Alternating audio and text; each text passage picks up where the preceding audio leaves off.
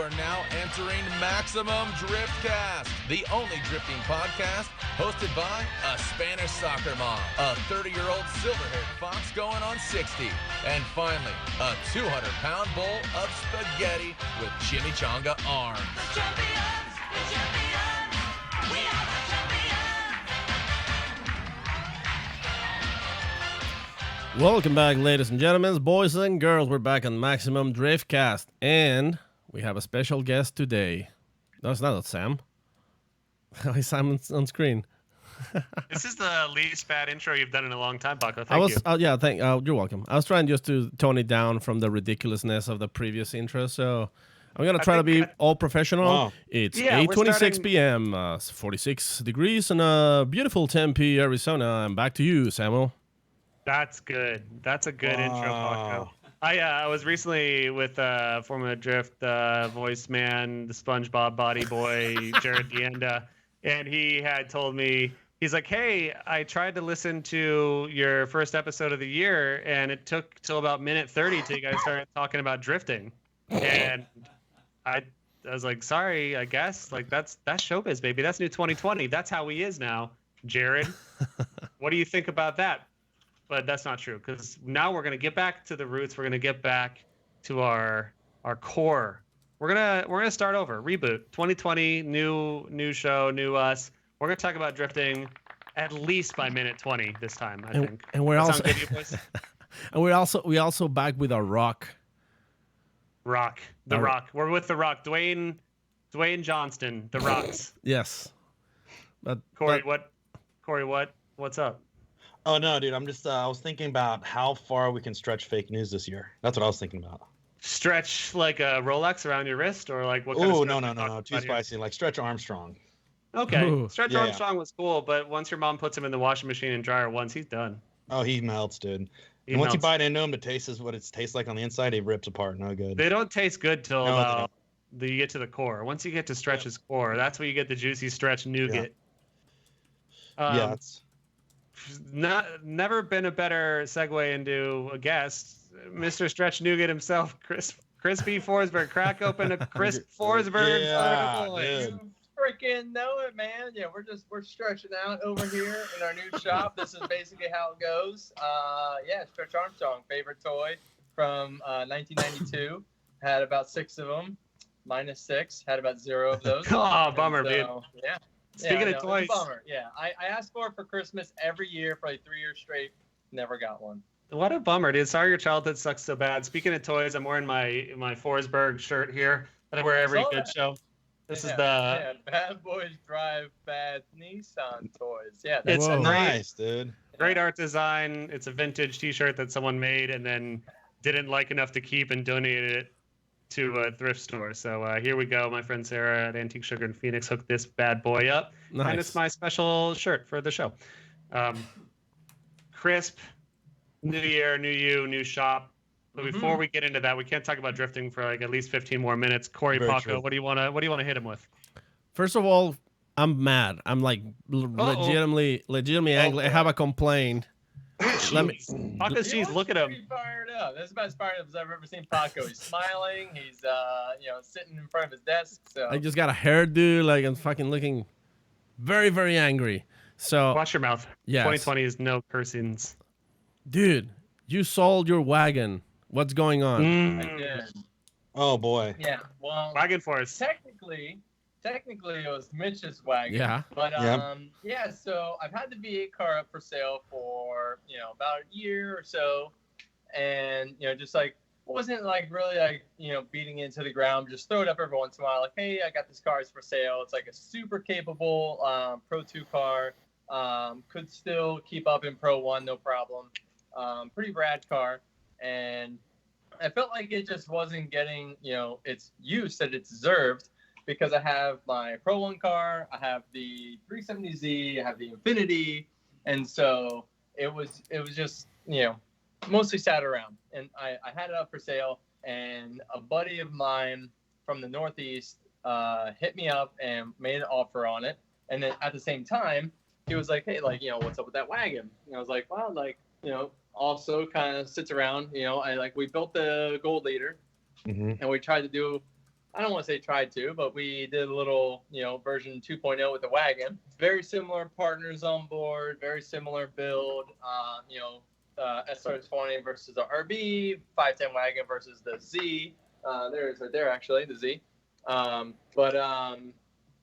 We built it out, and he made me an offer on it, and I was like, yeah, let's do it. So he actually bought both cars, loaded them up, and on that note, same dude, as soon as Turk posted his car for sale, right? Yeah. Turk posted his car up for sale like 5 days ago, and the same dude was like, I'll take that one too. Damn. So we loaded all 3 cars up on the same transport, sent them out to the Northeast. What's he gonna do with these pieces of drift history? Like half of the videos I've made in my life have involved these cars, and is he gonna do weird stuff to them while he's alone? Is he gonna turn them into a old drift car army of cars of yesteryear? What's the plan here?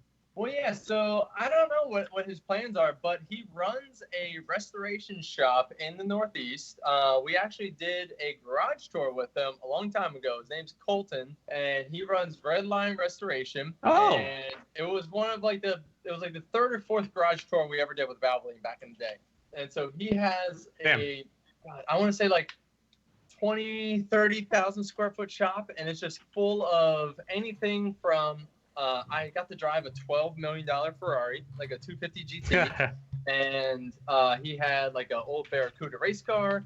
He had a bunch of old Lotuses. He had like 1920s Bentleys and all kinds of like just crazy classic cars. But he also had a little,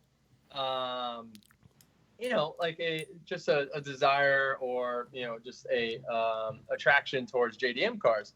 At the time, he actually had the Signal Auto purple, chameleon purple R34. Yeah, so, I think did you or Turk drive that at some track on there in the east? I forget. Thermal? No. I never drove that car actually. Yeah. I've seen it. Like it was out at Signal when I drove for Signal back in the day, but I didn't actually drive that, especially when Colton owned it. But he just has always had like an affinity for old JDM cars, and so pro cars or whatever the case. And so he, made us all an offer on our cars, and they were good. So we took them. It's old cars that kind of sit around, old projects, however you want to call it, that are going to have more attention and more time spent with them, more driving time, whatever you want to call it. And so it just makes more room in our new shop for new projects. So I'm stoked. I got to, get 2 cars out of the stable, and we got 2 new cars in the making potentially. So we'll see how that goes. You have a lot of room now, though. So I feel like you can put as many cars in there as you want. Speaking of, I've got a car. Paco can't make room for it in Arizona. What's up with your shop? Ooh. Good call. Corey refuses. I've told you like 19 freaking times, Sam. Like when we had the shop across the street. This new shop, we're actually just across the street from the old place. Yeah. And it's we're like 5,000 square feet. The old spot was 4,000, and so we had to move across here. The people that actually rented this space, we were subletting from across the street, and they told us that they wanted that space back. They're like, we want to take the space back over, blah blah blah. Maybe after we clean it up, I don't know. Either way, it doesn't matter. I made a deal with the landlord of this spot, and we essentially switched spaces. And so we're now over in this spot. We just got it kind of up and running. We got the lifts up, the cars are in place. We just started getting back to work and not moving and setting up and painting. So all that's going. But anyway, I told you last year, bring your car down to the shop and I'll work on it. But I'm not going to go get it for you.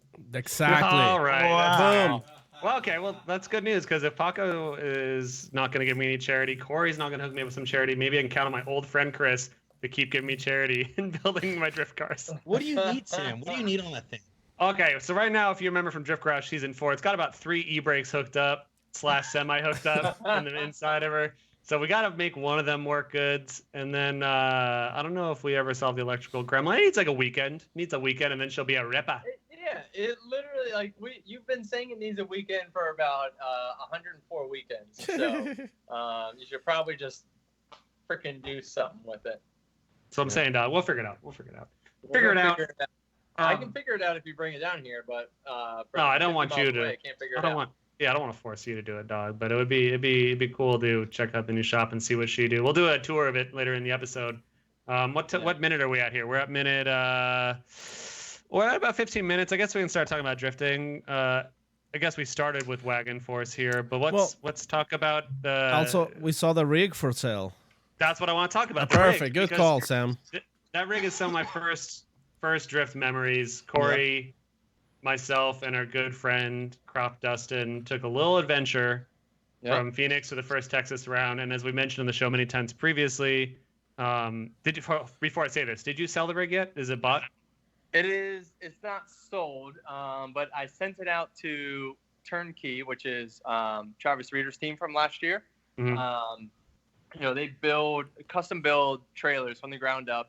And so I trusted him. I talked to Joe a bunch, and as trailers that have been driven around and used for, I had the thing for 11 years, right? Aggressively farted in was what I was gonna say. Aggressively farted. Yeah. At least like 2,000 or 3,000 farts in the driver's seat. 100%. So we're probably gonna have to get that replaced.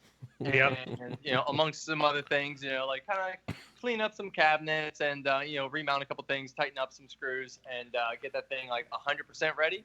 So I didn't want to sell it just as is because I wanted to kind of go through a channel, like just like how if I was selling a car, right? If I'm selling a car, this is what we're laughing about, right? Because when we're selling our cars, we're spending like days on like fixing all the little things about it. It's like, oh, like this door doesn't shut so well, and oh, this thing leaks a little bit, and you spend time fixing things that have always annoyed you, but you just deal with, right, when it's yours. But when you're selling it to someone, you want to clean it up and have it right. Right.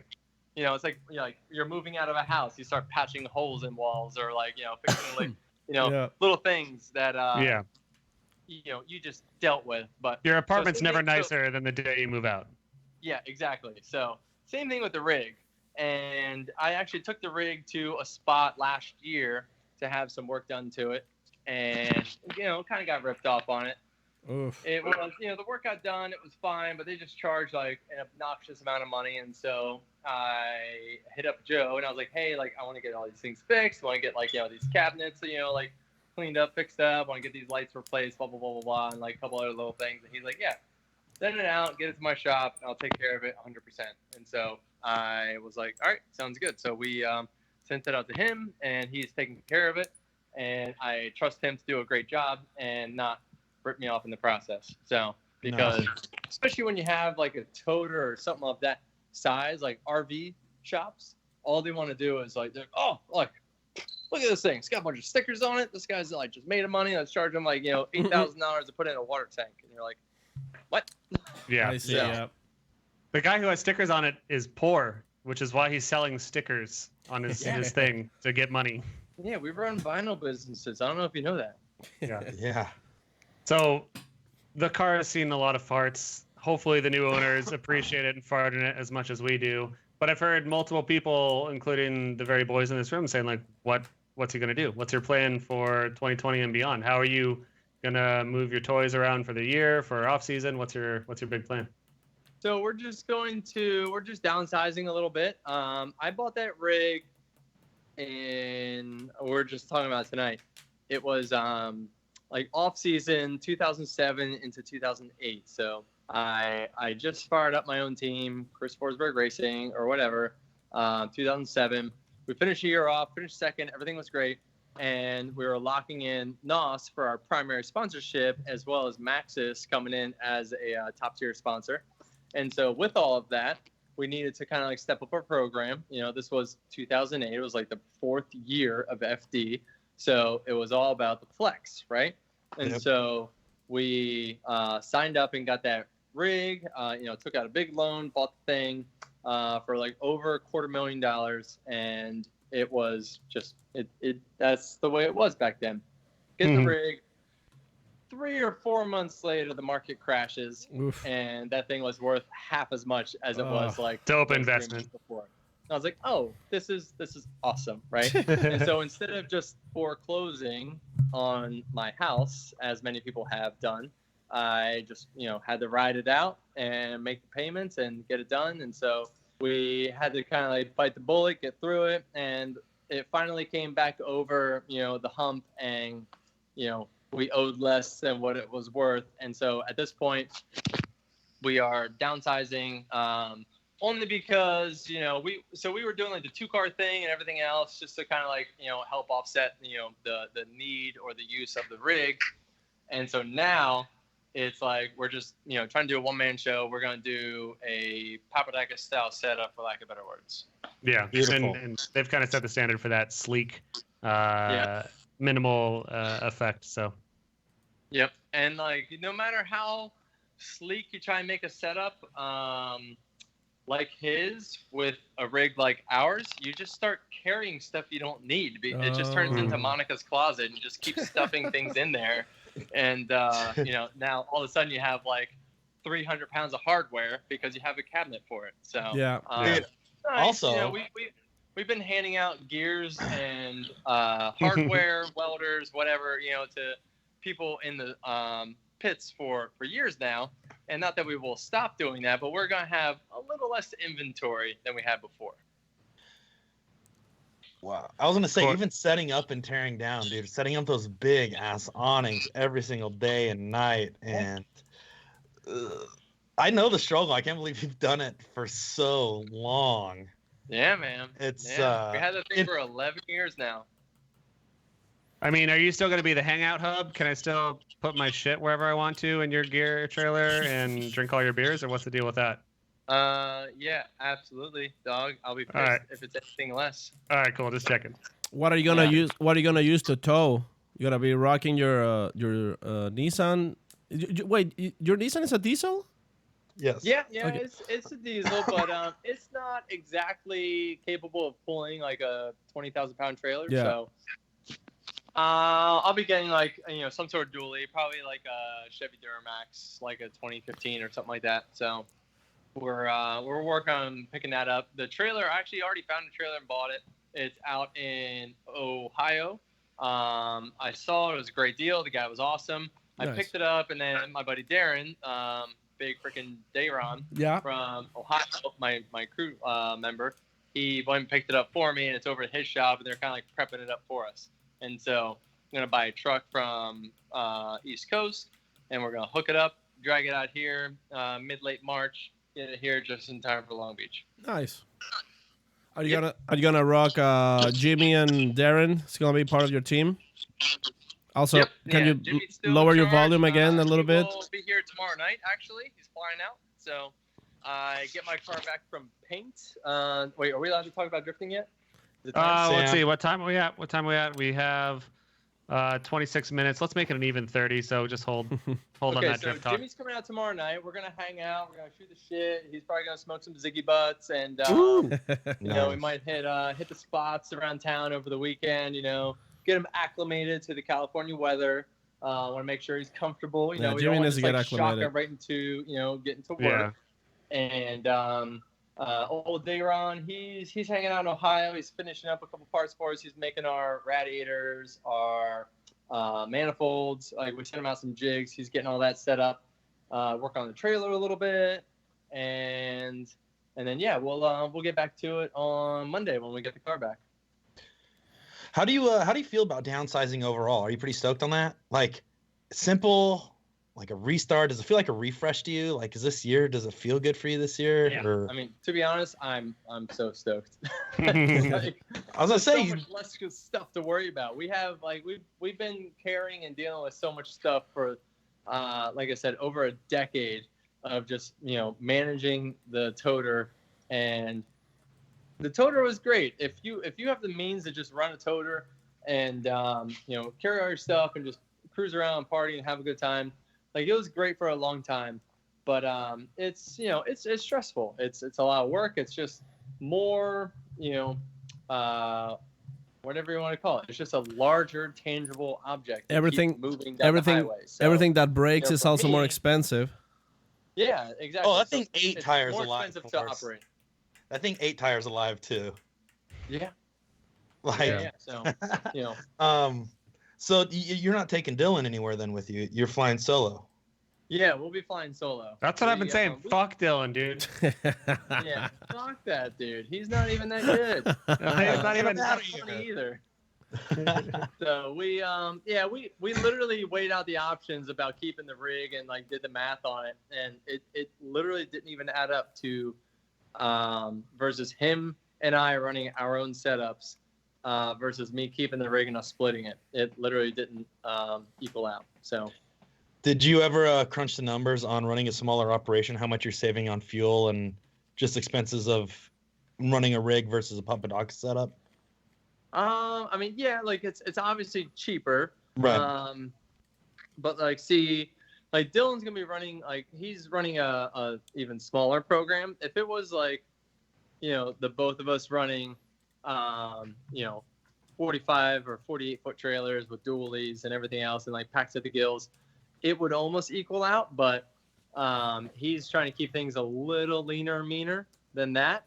And so we would just basically be like kind of eating costs at that point. Right. So he's doing his best to get the most out of his car, get the most out of his program with the budget that he has. And it's a good budget. He's got great support. We've been working on a lot of different things for him between partnerships and parts sponsors and things like that. Like I've done a lot of introductions with him to people that I work with for the engine program and electronics, things like that, to get the thing like fully dialed in. And it's gonna be sick. It's gonna be like way better than the car last year. But like he's stuck with the E46 because he has a lot of confidence and faith in it. And so it's now just gonna be more powerful, better build, lighter weight, and just overall just like a better package.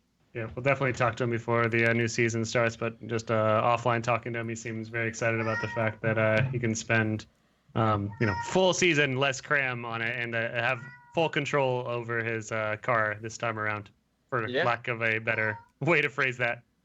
Yeah, exactly. So like the car will ideally be there on time and it will operate, and like it's all on him. So as most of us, like it to be, I'd say like 80-90% of the even Pro 1 drift level drivers are in charge of their own destiny when it comes to the car and the operation. Well, there's something freeing knowing that if you fuck up, it's all on you.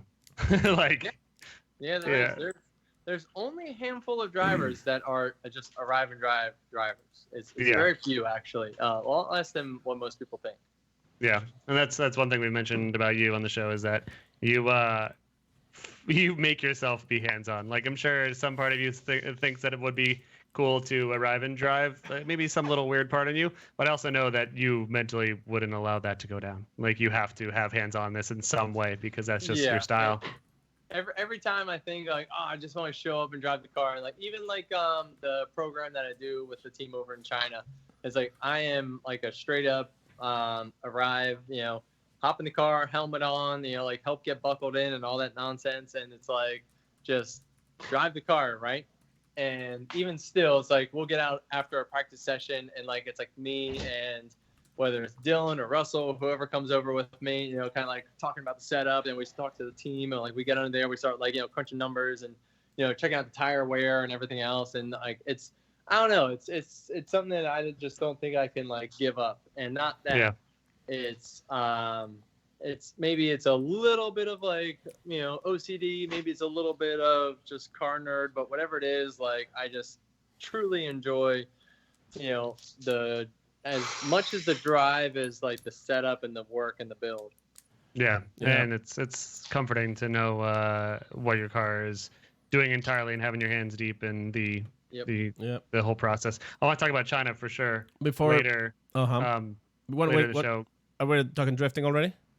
Yeah, I think it's time. Let's hit drifting. Well, let's before see that, we have a super chat. 33-ish minutes. Yeah, I want to hit that super chat. Paco, you want to nail that thing? Yeah, Silas Jason Daner. I don't know how to say his last name, but Silas. Let's try it. Silas Jizzin Daner. Silas Jizz in a Dancer. Jizzy Dancer. Yes. He says, 20s for the honeys. #tax season. Dude, Silas is balling, man. Here. Yeah. That's awesome. Thanks, Silas. So that what he's done here is a super chat. If you guys are listening live, we are on YouTube, you will have the ability to get your question across 100%. We will read what you say, as long as it's not too nasty, but, it's up to you. Up to us, I guess, too. 20s for the honeys? 20s for the honeys, just letting everyone know what's up. And we appreciate that, Silas. But yeah, you can super chat. 20s for the honeys right there, dog. Oh, there he is, God. dog. 20s on the drift car. Remember when 20s used to be only for Escalades, and now 20s look incredibly small on Escalades? Man, that thing looks like it has a really good diff in it, Forsberg. What's that? That thing looks like it has a good diff in it, man. Yeah, it's a mighty fine diff. Dude, I was gonna say, dude. I think it might be the same one. Dude, look at that. That's a Corey Hosford diff right Ooh. there. Yeah, dude. Hang Suck on, it, Sam. reverse camera. What am I doing here? That's Wait, my I sponsorship. thought that you had, Corey, did you have a diff from Forsberg? Did you trade diffs, or did he just took your diff? I blew the diff up in that thing, like first slap out grid life 2 years ago. And Good, dude. I remember Corey posting up on Dude. Facebook, just being like, he's like, I have like 17 diffs, like Yep. I'm coming to grid life type thing. I don't know why I knew you had like extras, but I was like, got out of the car, ran over to Corey's pit. I was like, yo, you got a spare diff? He's like, sure shit. I got go. 17 of them, bud. Dude. Threw it in the back of that car and got right back after it. See, the 20s will break your diff, so I'm probably gonna put that thing back on 18s. Hey, the difference between me and you, dude, is I bring parts hoping people ask me, I give them something, so it looks like I'm doing something. I'm usually, and I'm the one that's always asking for parts. So as soon as somebody asks you something, I was like, thank God, like, dude, I finally did something. Especially if it's a part off your car, so you don't have to drive anymore. Someone's like, hey, I need a 2J. Take it. Yeah, you're like, oh, it's good, man. Yeah, I don't need to drive. I'm good. Oh, well, You don't have worry. this. When 2 years ago, when I was supposed to be driving and my car was broken, I still took it to the rounds. It turned into a parts car for Worth House, for Aliconadel. Like, I brought it back at the end of the 2 rounds I went to, and it was literally stripped of everything. So I did learn my mistake there. But at least bring a car that's running. If you bring one that's not running, it turns into a park car for everybody else. Yeah. That's showbiz. That showbiz, So baby. that's showbiz, baby. I guess let's talk about drift program. You, I imagine, are running up that Z. Yeah. So my 370Z it's over a paint right now. We're getting the whole thing coated with Steel It paint, and it's pretty rad. It's actually what all of the off-road truck guys use, and so it's more durable than paint. It is almost like a powder coat, and it's also weldable. So it's trying to add some weight to the old girl, by the sounds of it. Yeah, you would think, but no. I had the whole thing soda blasted. So Coca-Cola, Sprite. What are we talking? Yeah, we Pepsi Cola? Dr. Pepper? Yeah, Diet Coke, soda blasted Surge? the whole thing. Yeah, Some rare Surge you bought off eBay from 1996. Yeah. Yeah, absolutely. And What is soda it's blasting most now? effective. Same as So sandblasting. we took off about 4 layers of paint on that thing because it had the original paint, and then we had like the 2011 paint job, and then like every few years when we rebuild the car, we like throw another 15 pounds of paint on it, and so had the whole thing blasted down to the bare metal, and we did the Steel It coating, so it's like super durable, super nice and clean, and I get it back on Monday. And we're going to put the thing all back together. So I'm trying to get the weight down because we've been carrying about an extra 80 pounds No shit. at best every round. From paint. No, not from paint, but saying like the car has never been less than 3,000 pounds. So Yeah. Nice. So you want to run a narrower tire and just kind of turn that thing into a little bit less of a pig? No, 'cause Okay. with Nexen, we're on the 275, right? Yeah. So we're on a 275 with Nexen, and we've been, just about cresting into the 285 class. But without a 285 tire, we are just now carrying an extra like 80 plus pounds. Does that make sense? Yeah. Does. Yeah. So we're You don't need to be condescending about it, Chris. Take it easy, man. yeah. Do you know how math works, Sam? I do sometimes. Why 4Com 275 only 2900 pounds? Why forecome this though? How? So yeah, so we're just trying to like chip off that last 50 plus pounds out of the car and help it out. And I said in some of those videos, we're trying to shift some of that weight forward. Trying to get some of the weight from behind the axle to over the axle, so it has a little more control and just as good as speed on the throttle, but better grip on the decel. Because what I think one of the big things with the car was last year is that we had a lot of pendulum weight, so it's just weight behind the axle. So when you flick into a braking zone and you start getting on the brakes, the car just wants to continue to rotate and want to spin out, and you just kind of have to like float it in versus just like really dropping anchor, hooking up, and getting back on the throttle. And so thus creating the large drama. Improve for next year. Yeah, I mean we all could see, at least for people that have spent many years scrutinizing this sport, could all see the car was not moving in the same way as a lot of other 2019 cars were, and I think that was the weight pendulum effect thing you were talking about. And so it sounds like you're turning it into a more nimble fighter with that regard. Yeah, trying to. And so the Z chassis is super short. It's one of the shortest ones out there, and so it's everything. It's funny because we were talking with another fabricator about it. It's like everything is trial and error with drifting. It's mostly you just like move things around, add horsepower, change the turbo, add nitrous. Like you do all these little trial, things. A lot of error. Yeah, a lot of error.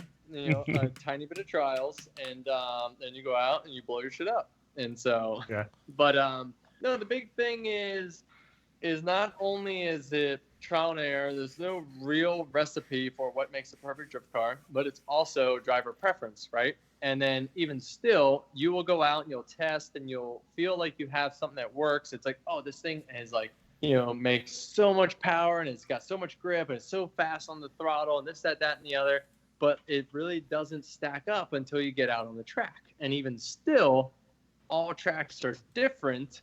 And so every car reacts differently on different tracks. Obviously, there is a nice neutral zone where most cars operate the entire time. It's kind of like trophy trucks in the sense that, with a trophy truck, you have almost an unlimited platform, right? You can build almost anything you want. Obviously, there's some restriction, but as far as widths, lengths, wheelbases, and all that stuff, you have a pretty open canvas. However, most of the trucks are very, very similar because they kind of find out what is the most, most neutral or most applicable to the different terrains, right? Fast straights, tight corners, whoops, long jumps, right, etc. And so with drifting, we have a very similar formula where, we go to long flat banks, long steep banks. We go to, hard transitions. We go to tight transitions. We go to braking turns. We go to increasing, radius turns. And so you have all these different layouts per track. And so not only do some cars perform better on those tracks, also different driving styles perform better and setup, and there's just so many variables, and it takes a great driver and a great team to be able to adapt every time. But if your car doesn't have as much of a neutral feel, it's harder to dial it in for certain cases. And so what we were trying to do for this off season is get that neutral feel back. We're building the car more towards how it was. It's funny because I wasn't even thinking about it this way until a few days ago. It's more towards how it was in our 2012, 16 range when we, podiumed and won the most events and championships. And that's mainly, it had zero pendulum weight. We had zero weight behind the rear axle, and we had all of our weight crammed over the axle.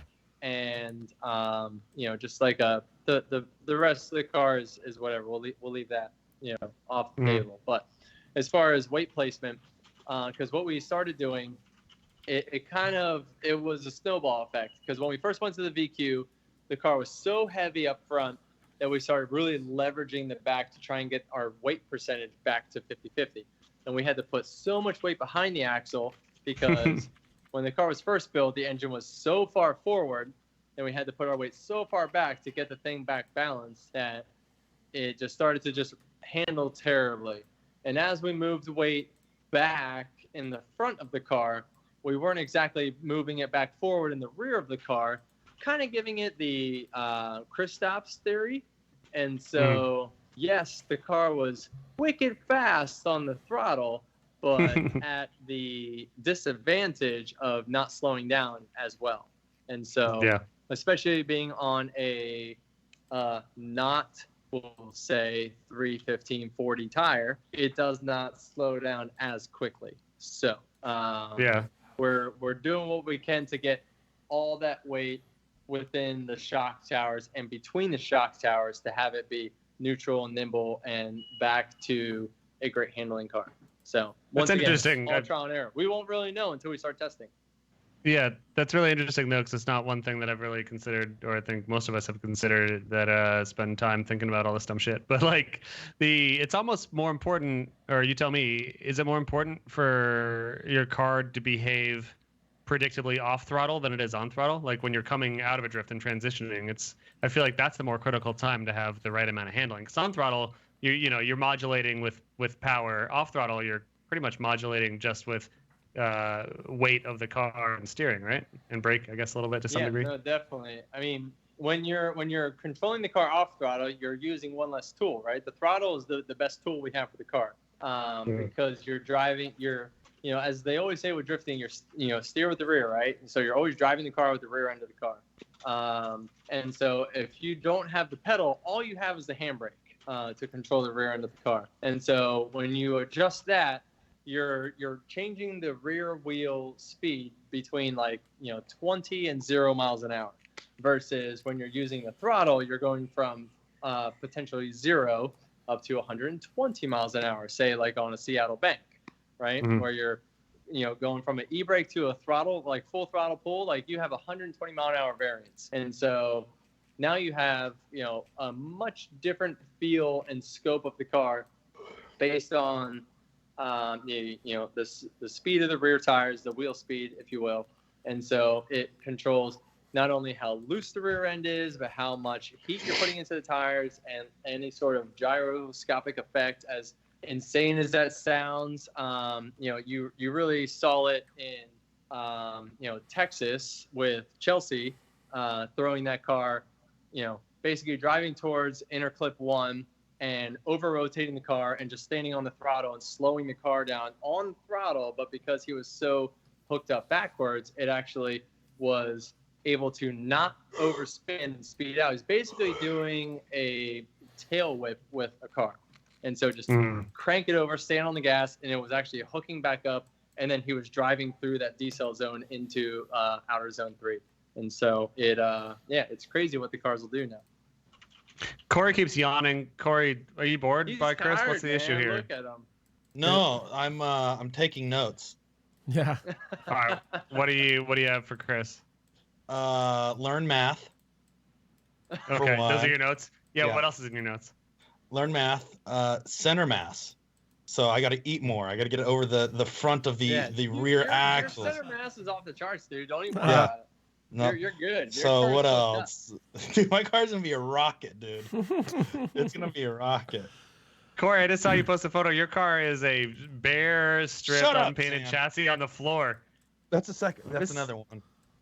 That's a whole different car. What's up with that one? Dude, I'm trying to multiply my vehicules, because if I did ever want to come back to you're going multiplicity, you're going Michael. I'm Michael Keaton. Well, that's the name of the car, actually. Is Michael Doing Keaton. a Michael Keaton move. That's what we call that. I'm naming the car Michael Keaton. Yeah. So that car is what? Batman Returns? Is that the right one? the multiplicity. Oh, Dustin would be so pumped on that if you called it Batman Returns. No, the problem with Mike. See, because that was Michael Keaton, and Michael Keaton was in He was George Lucas, and it'll be like the longest, most annoying joke of all time. No, so my car's not legal right now. My current car's not FD legal at all. So if I ever wanted to come back and do Pro 2 or any events, I couldn't. I actually talked to Kevin Wells today, and I asked him, I go, yo, what does it take to get into Super Drift? Because I'd like to go do Super Drift. Yeah, that'd be so sick. I think with my current car, he said my current car, I can run Super Drift in my current car, since it's not really having to follow the FD rulebook essentially says Yeah. It's a little more relaxed for Super Drift. I mean, they definitely need to get more drivers out to Super Drift, and so they do. They let the rules relax a little bit for that one, as long as the car is not like completely insane and just like a couple, nuances of rule changes throughout the years. It's still an FD car, so no, it's like for example, out there, man. Mine is like the rear windowsill, which is dumb, which is super dumb, right? It's things like very that. Unnecessary rule Yes. that gives no competitive advantage. So yes, you should be allowed to run without that. That though, tell me what that means. Rear windowsill.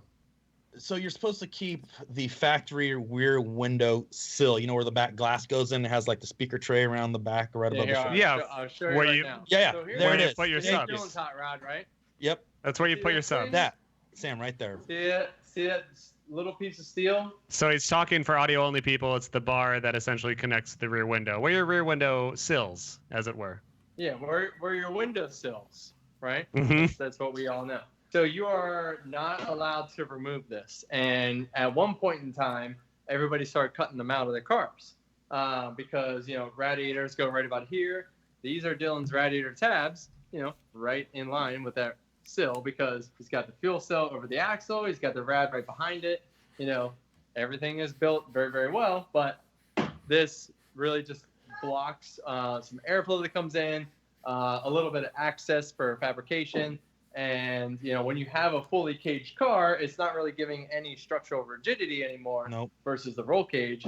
So people started cutting them out of the cars, and then Kevin made it a rule to that you had to maintain it in your car. So Corey was one of those cars where he cut it out. Yep. Quick tangent. Sorry, quick tangent. Before you walk away from there, can you show us a quick example of Dylan throwing ropes, stacking dimes? Show us a D. Hughes tight ass rope over there, because that's what it's called. D. Hughes. D. Hughes, I've mentioned on the show. I want to make sure I rip my boy good. Yeah, rep their boy good. I've mentioned on the show many times. Dylan stacked.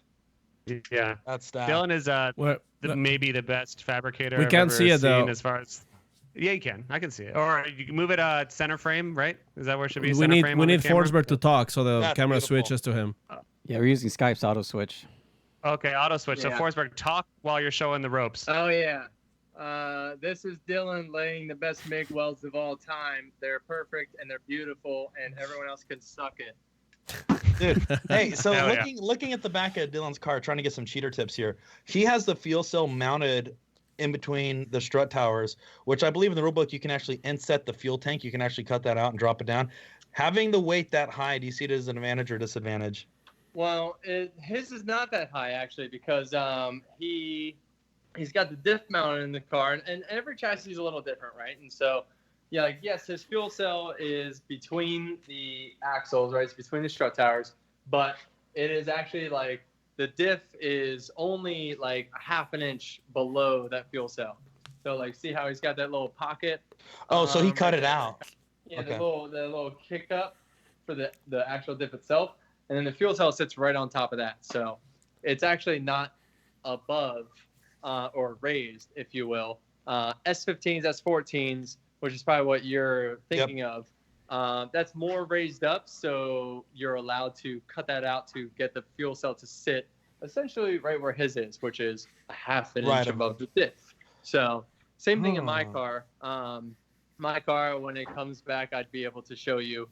I redid that whole rear floor area because it's been hacked up and cut up a couple times over the years by other people, and so I cleaned it up and did the same thing, built a little cap over the actual dip itself, just as tight as I could right on it, and sat the fuel cell right on top of that cap, because yes, you want the fuel cell, low center of gravity is good, but I'm starting to feel and agree and learn that the fuel cell being one of the heaviest components in the back of the car, being over the axle, over the diff, is the best spot for it.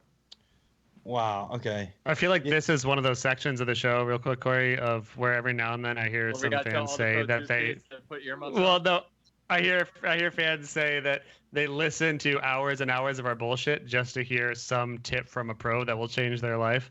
And that may be one of them, of hearing these little fabrication or mounting tips that that people just they just here's fucking what you listen do. to hours You of take this a shit 12-pack just of for that. Coors And you put it in your cool suit, and you mount it about 6 feet behind the rear axle. And Coors, make hold sure you on. get that leverage. And always put it on the driver's side, because that's where you sit, and that's where the weight is, and that's where the grip is. So always make sure you put it there, and that's going to make you wicked fast for Road Atlanta. Oh, Especially yeah. You know this is Sketchy fake fast. advice. That's fake advice because Forsberg is a B smooth boy, and he would never suggest a Coors drink. Damn it, Sam! Why you gotta Just give blew out the my- cover, Sam. Goddamn. Sorry, bro. I almost had him covered. We got so much to talk about, so I don't want to spend too long on just FD car stuff. But your engine package has been something that's been evolving greatly since you swapped V8 to VQ and what's the VR. So what's up right now? What's for 2020? So yeah, my twin turbo car is still in the VQ, but that one only makes like 600 horsepower, and it's actually a fully factory engine. That thing's been running for like 3 years now, like that. It's great, bone stock, valve covered to oil pan, 600 all day. We were barely making 800 wheel in the VQ, and blowing them up every other event, and so. There's just like kind of a threshold with the VQ where it just really gets pissed at a certain, amount of horsepower. Just like the BMWs, those straight sixes from N54s BMW. and N55s. Yeah, they don't really like to get over 800 wheel. They just, it just becomes like some sort of resonance or just some sort of like horsepower level where, too much heat, too much cylinder pressure, whatever it is, and they just get pissed off. So we swapped over to the VR package. And that thing has just been amazing. We ran one engine all year last year, and absolutely zero problems. We sent the engine out to OCD Works, who built the motor for us and sent it out to us. We got that thing, because we got a little delayed because of Motor Trend Drift This, and then that kind of put us into the GTR World Cup, where you have like all the best VR and GTR builders around the world racing half-mile, GTR races, and so they ate up all the head gaskets, all the head studs, everything, right, to build the big power motors. And so we got delayed on that, waiting for production to kick back in and get everything back in stock. Anyway, motors showed up. We stuck it in the car, went straight to the dyno, made it a gobble power. Didn't even know how much because it was burning tires on the dyno. Went to tested the car for 1 day, went to media day, ran the car media day, and then went straight to Long Beach. And we ran that same engine all year long, one motor, and we podiumed 3 times, 3 out of 8 times, and finished 6th place overall. So, which is something I would say that the VR is the freaking greatest Nissan engine ever made. Quick aside, and we mentioned this offline at the end of last season, but it's like, I know you kind of say this sometimes, and I've definitely said it to you. It's like, I always feel like you're kind of doing shitty, but then we look and you're in like 3rd place.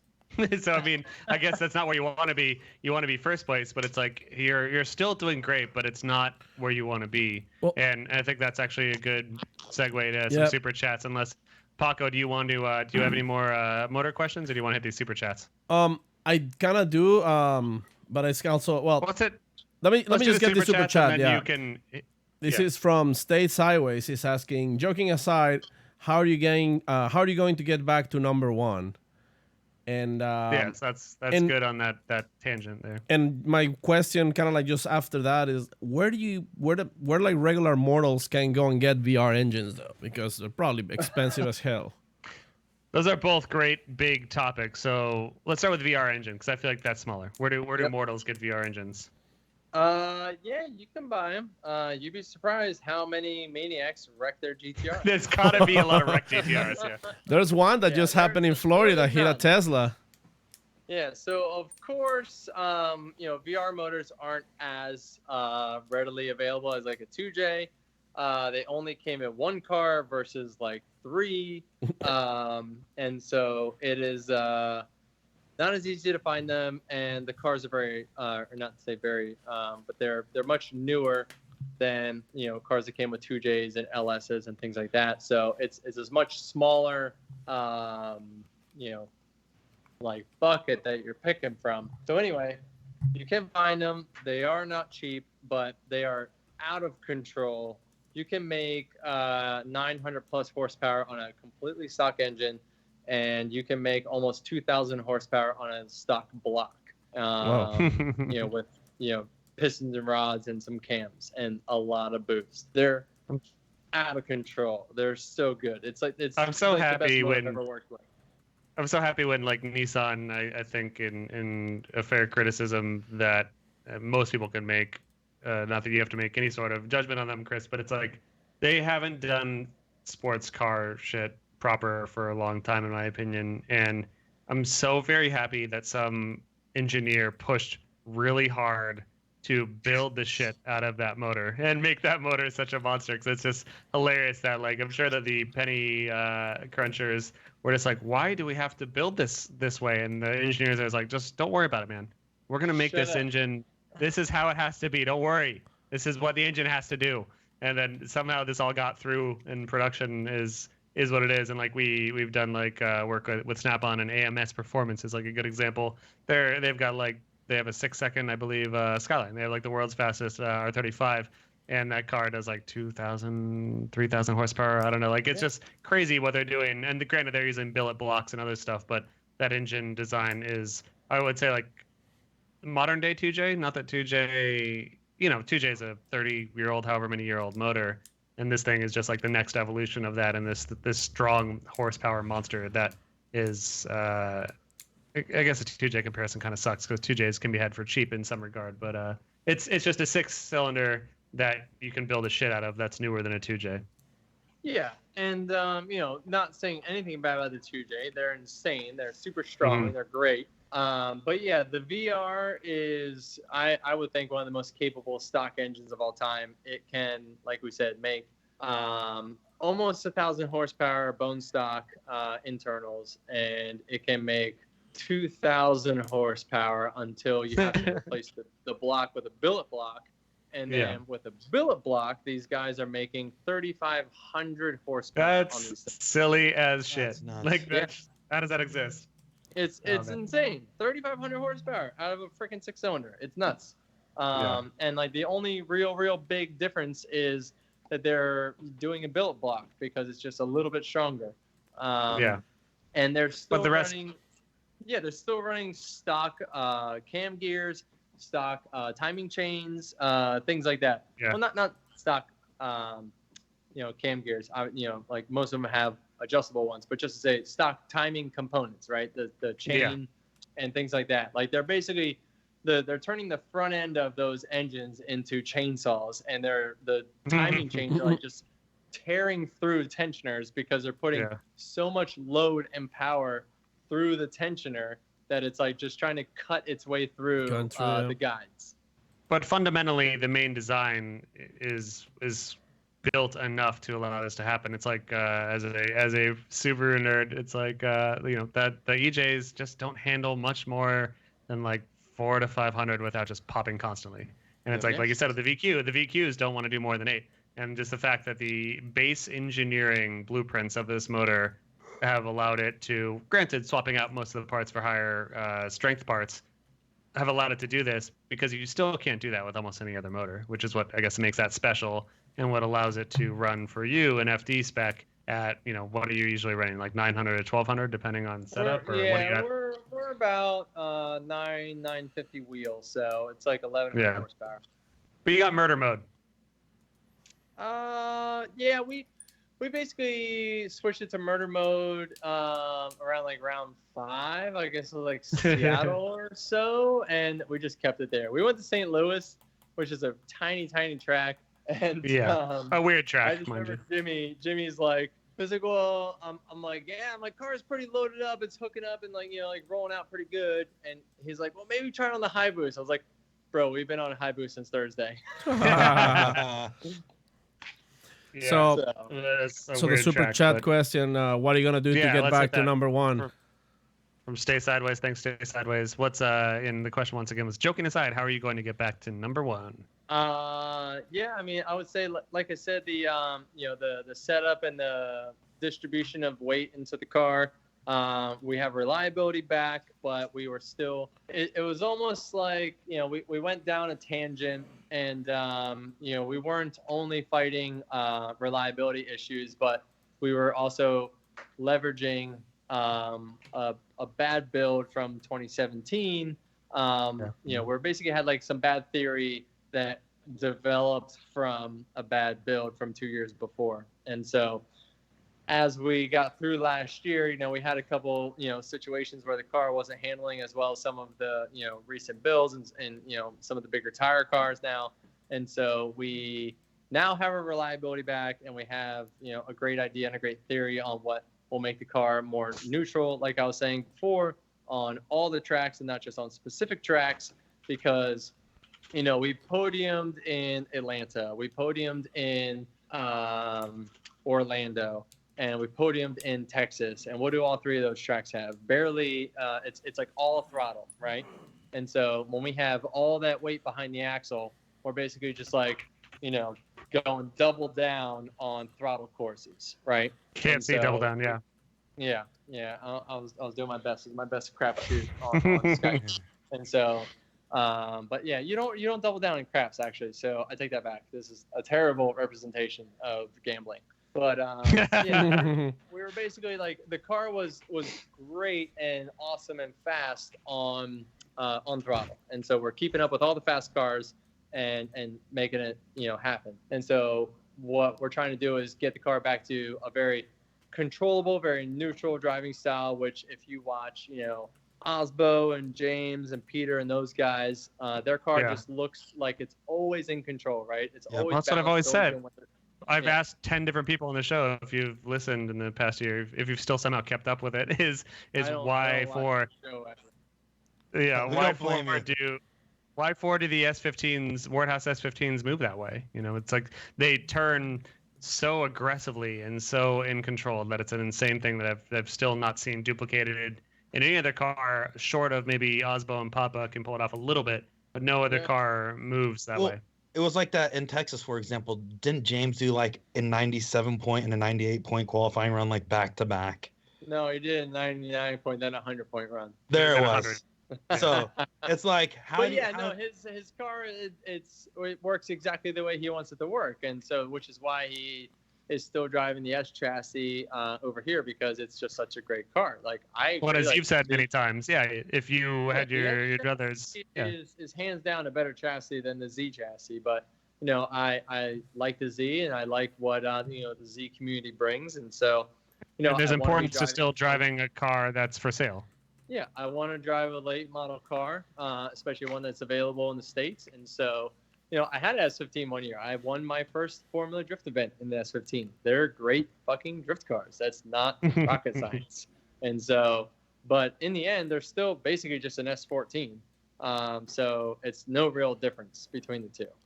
Nothing that can't be changed with a little bit of fabrication. So, the difference of an S14 and S15, it doesn't really make sense to me. I don't understand why you would put that much more effort to build that car. Without just wanting to build a new chassis, right? Like everybody wants a fresh chassis, everybody wants a new chassis, and the reason why I'm rebuilding mine for the 15th time almost is because I'm Nissan. I know Nissan's releasing the new Z shortly, and so I'm just like I didn't know that.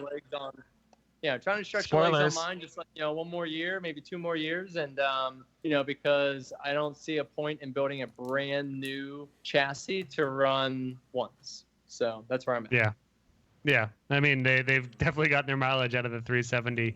I can't wait to see what the new one is. Hopefully it's something, hopefully it's more retro. A little closer to S chassis and a little less grand touring, but I'll be happy with anything new that Nissan makes in the sports car realm. I'll be very pumped, because I feel like their line is pretty fucking stagnant right now, short of the GTR is still cool. But I mean, you look at the GTR and the 370, they're both 10-year-ish old cars. So like, and I'm sure that the penny pushers and all those guys will say, yeah, we're going to sell more economy cars and more non-sports cars.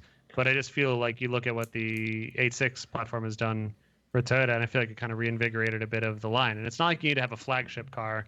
I feel like Acura kind of did it wrong with the NSX, having like a halo car in that regard. But it's like it just helps to have a consumer level sports car, and I really hope they get back to that again.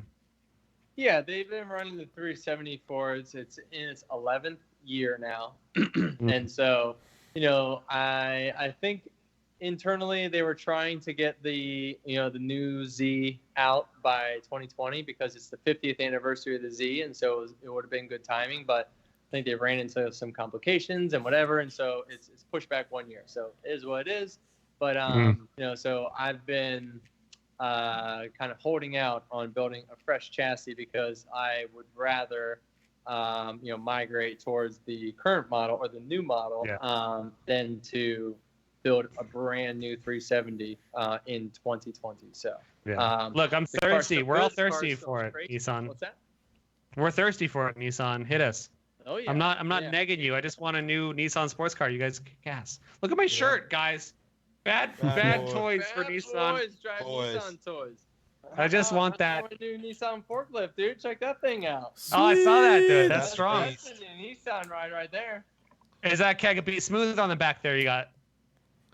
What? Yeah, you know it, dude. Yeah, so you just follow this fuel line, and it just runs right up, right up in there somewhere. Yeah. Hell yeah, brother. Yeah. 10 Drift asks super chat. What YouTube/social media series are planned for this year? So we're still doing Blackout, Blackout Garage right there. So that's where we do all of our stuff within the garage, the project builds, the FD car builds, and just everything else of us goofing off. Me and Turk, he comes down from time to time, but Dylan mostly. Me and him are in the shop every day together, and so we're just trying to have a good time and build some cool cars and screw around fabricating stuff. It's just we just like building shit. That's all. Well, Turk spends so much time at RS just dropping weights as hard as he can, shaking the foundations. Yeah. So trying to crack that floor, man. One day. You guys can probably. I mean, you can have that over there if you want. I mean, it's up to you if you want to take that. I don't mind. I'm sure it helps with concentration. So. Yes, and Aaron Quilas asks in the similar vein, Chris! Exclamation point. He's yelling at you. What's the most annoying thing Sam does around RS? Contemplate face emoji.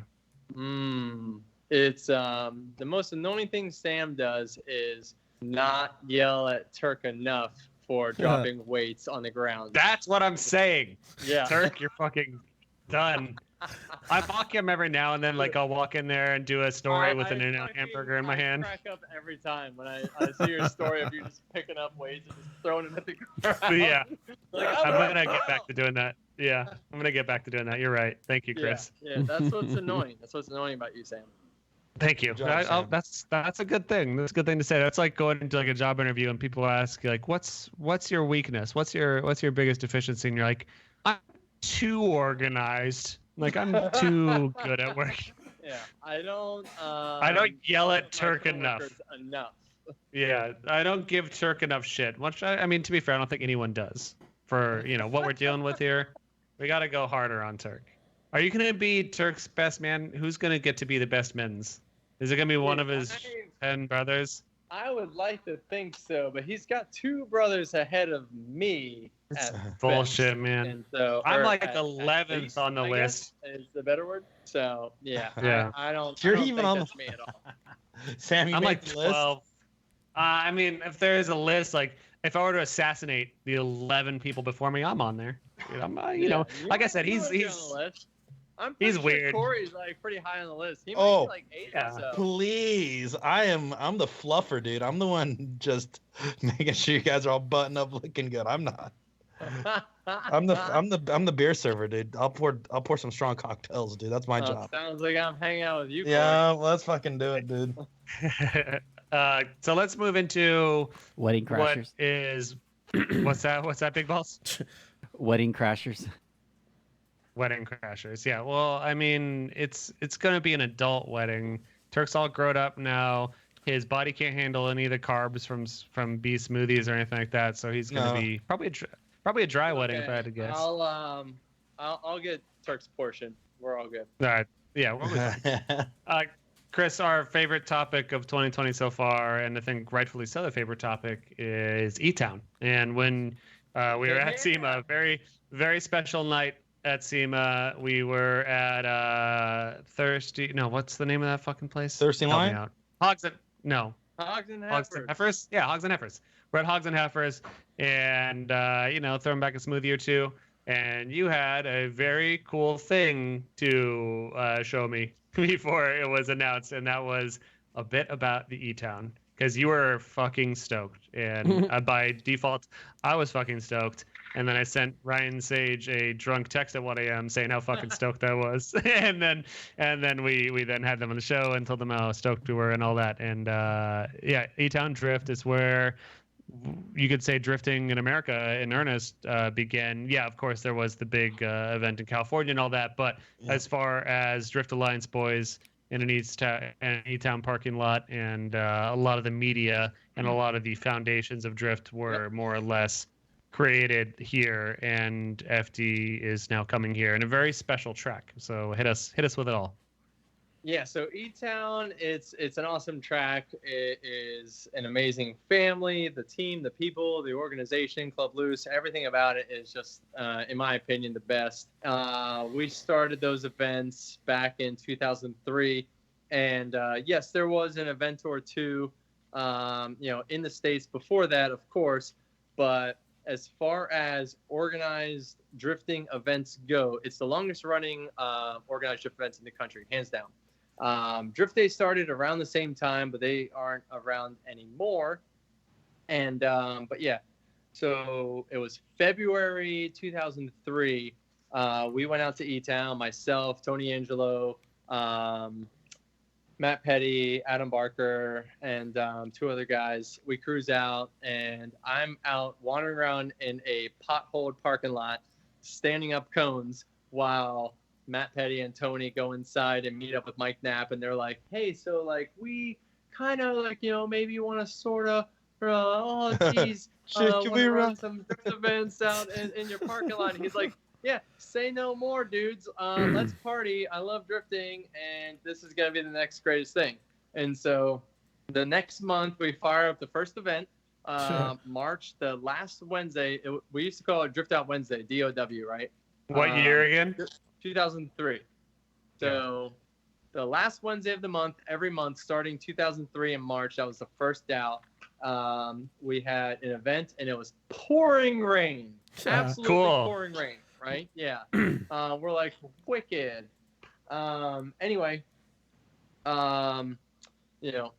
forgive me, bros, but I forget exactly the scenario, but I want to say Vaughn was at the very first one. He came out to the first one. I think Turk came to the first one, but then his twin brother Justin came to the second one, and then Turk came back to the third one. So it's a little confusing on like who was at what. But anyway, long story short, like the best of the best dudes were showing up to these events, like the very first events. Like Vaughn, like hands down, was like, I saw your video on a forum. It was me and Tony drifting around a parking lot with Black Sabbath playing and us burning tires, and just being like, drifting's awesome. Come to this parking lot. We're gonna party. And yeah, sure as shit, he came out. And so we turned it into organized drifting events, and it grew into Club Loose, and then it grew into the road course, and then it grew into East Coast Bash and Pro Bro Down, and all these events that are bringing in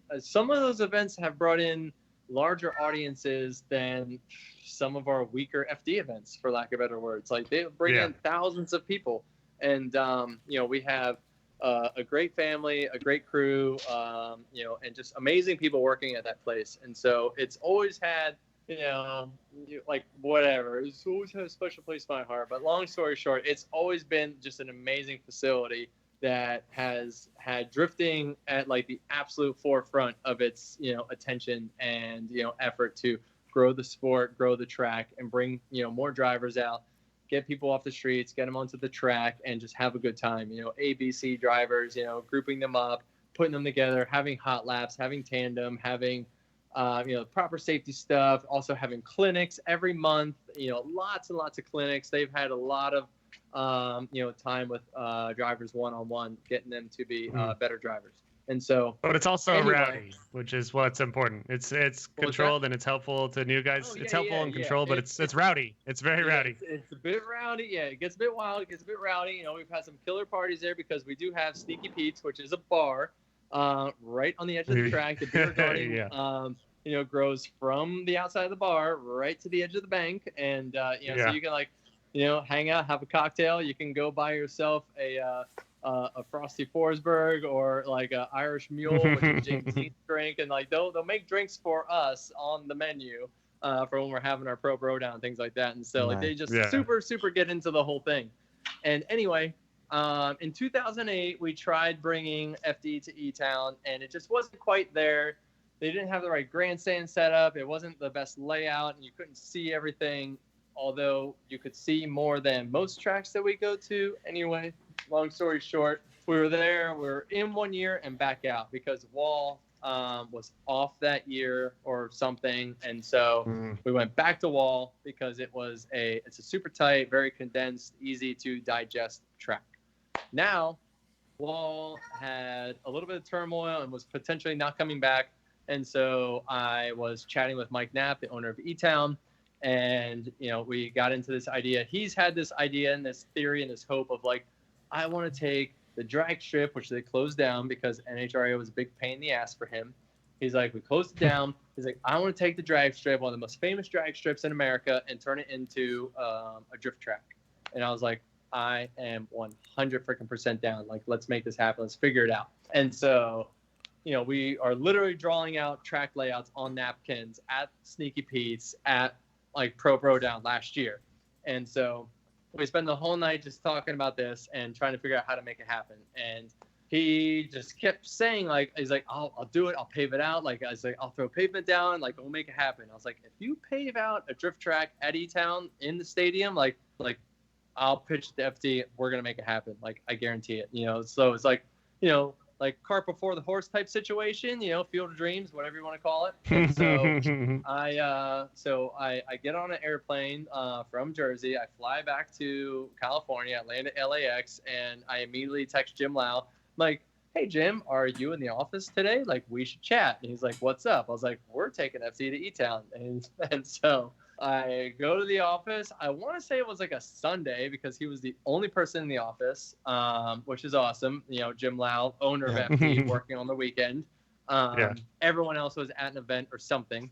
And so, stop by the office on my way south back to home. And, I have a couple screen grabs of, Google Maps of the track, of the E-Town, of other tracks that we go to, and basically taking those tracks and laying them within the bleachers of the E-Town drag strip.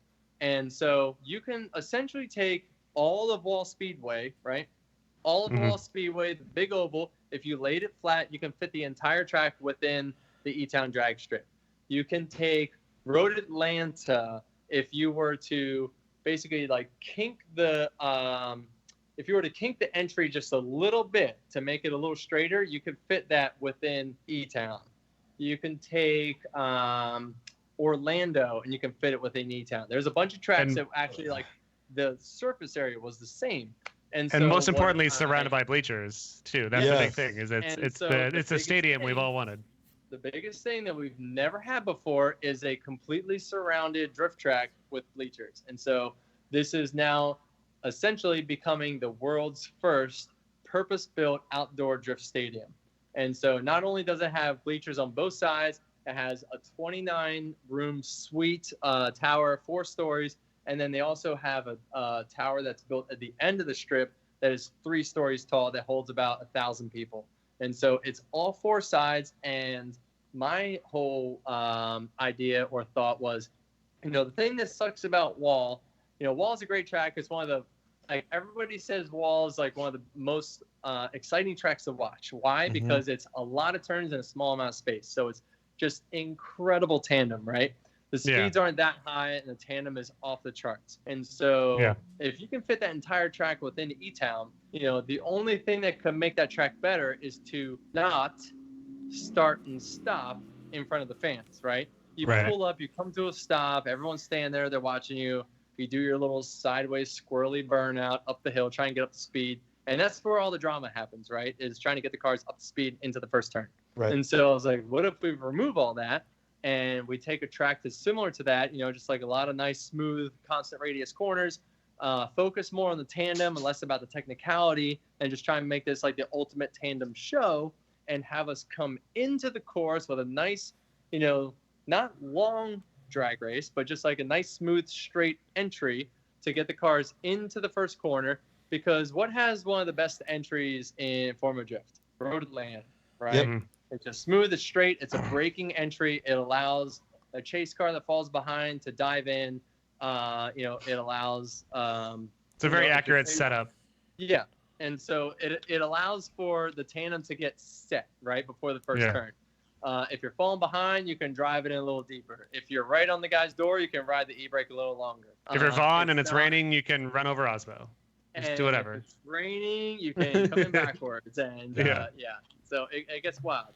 And so the idea is, so we're going to essentially, at least my proposal, my drawing and whatever on this whole idea was to start outside of the stadium and around the corner. And so we actually shoot through the tunnel, the staging tunnel of E-Town. So basically, as we come into view, we're essentially initiating like a little bit of handbrake and just do a little bit of a slide. Not like a big Road Atlanta entry, but more like a, what would you say? Like almost like the old like Miami entry. So like you kind of have like a half of a Road Atlanta entry where you can get like the cars kind of settled in and you both pick up the throttle and hit turn one together, because we want to see killer freaking tandem, right? Yeah, so that's the goal of this track. So I honestly believe this is going to be the best drift track, tandem track especially, that we've ever had. It's going to have the most seats. It's going to have the best lights. It's going to have 4 side, full 360 viewing. Mm-hmm. It's going to have, the cars entering into view in drift. It's not going to have a bunch of, wonky, drive up and slow downs. It's going to be constant radiuses, which is some of the best tandem we've ever had based on wall speedway. And it's also going to have a road course on the outside of it, which, I'm working on things like doing ride-along giveaways. So fans and spectators or whatever, like I'm still working all the details out to get ride-along experiences on the road course just outside of the actual competition track, so you can get to feel and experience drifting. We're going to have Would this be like Sunday, or are you saying no, on like Saturday? Day of. I'm working on that. So like halftime type stuff. And so trying to work out those details. And then Sunday we're gonna have Pro Bro down. So we're right there at the track. I'm very excited for that. Having a good time. Doing some rides, doing some drifting, doing some party drifting. Also, it is now a venue in the Northeast that we've never had before that can allow Pro 2. It's the first time we've had that. Is that going to be a Pro 2 round? I feel like I may have known this before. Forgot. That's awesome. So we've never had that before, Pro 2 in the Northeast, because Wall just could barely even fit Pro 1. Yeah. So we have that now added to it. It's going to essentially be a night event. Like I said, some of the best lighting we've ever had, because they had to have lighting for NHRA. So it's going to be some of the best lighting we've ever had. The dads... Pro 1, Pro 2, we have VIP parking, we have Vip seating, we have so much more than any track has ever had before. I honestly think it's going to be like the best FD event we've ever had. That's awesome. Yeah, the dads wouldn't tell us too much, but they did say that they are going towards. Was I not supposed to say all that? No. I mean it's on you, man. I don't give a shit. We're just happy to get info. No, as I say that. As I say, the dads didn't tell us too much about like pyro and any shit like that. But we were like, we've been egging them on for years by saying like, hey, make this more of a spectacle. Make this Monster Jam. Yeah. Make this something. Especially Corey being the Monster Jam boy. But it's true. It's like, and there's the discussion to be had about like, Drift Masters has put a lot of money into making their show very special, which they have a very special show, and FD has done a great job. Yeah, has done a great job at making a killer drift event. And I think that FD hasn't had a lot of the resources to make that possible, but I think that this round is going to be a step in the right direction. But I also want to say, all we've done since we heard about it is hype it up. It is also still the first round at a new track and a new location. So for all the hype that we're giving it, understand that it's still going to be a new round, new location. And I good people are behind it, as we just heard, but still also, if it's not perfect, cut people some slack, because I always want to say that, because new rounds have new issues, like we've seen that, like every grid life. We all fucking love grid life, but new rounds can often, the first year, everyone's figuring shit out. So I think that absolutely, it'll be the first major event held on that layout, and so we're gonna run into some issues, and so we're gonna do the best we can. Make sure that everybody's got the right setup and packets. People know where they're going. People know where they're parking. It's like the type of stuff that you don't even think about. It's like, drifting. Are there going to be enough porta potties now? But it's like there's so much more to running an event that people don't think about. And like how you just said, because we have a great relationship with Chris and Grid Life and those guys, that we see a lot of the background of what it takes to run an event, especially an event that has drifting, road racing, time attack, wheel to wheel, and then a music festival at the end of the day, and camping. Like, there's so much that goes into a Grid Life, and we actually have the privilege of seeing the effort that goes into that, and it really makes you appreciate what these guys and Jim and Ryan and like the FD teams and everyone else do to put on a show for us to go out, and for us to go out and have a good time, for everyone else to go out and have a good time. Right. But it sounds very promising. I'm super excited for it. I think it's I think I told the dads too. It's like, it's the most exciting thing for me in FD in a long time. Like, it's not that I'm like burnt out or anything on FD or sad about the state of things. It's just there hasn't been something to latch on to that's super new and exciting and fresh in a while. And I'm pumped on this. So I can't wait to see what that round brings. Corey. New tracks always bring a lot, and this is like, it's a new track to the max. So it's not just like, oh, here's a new layout. It's like a little different. It's like we'll see what comes of it. It's like we're taking everything and we're cranking it up a notch, and we're gonna we're trying to break through the glass ceiling that is FD for the past like 10 years. Nothing negative about the series, but it's we go to these tracks and we fill them out, and we sell out the spots. We're getting 25,000 people out there, but it's difficult for us to hit that next step. You have to evolve.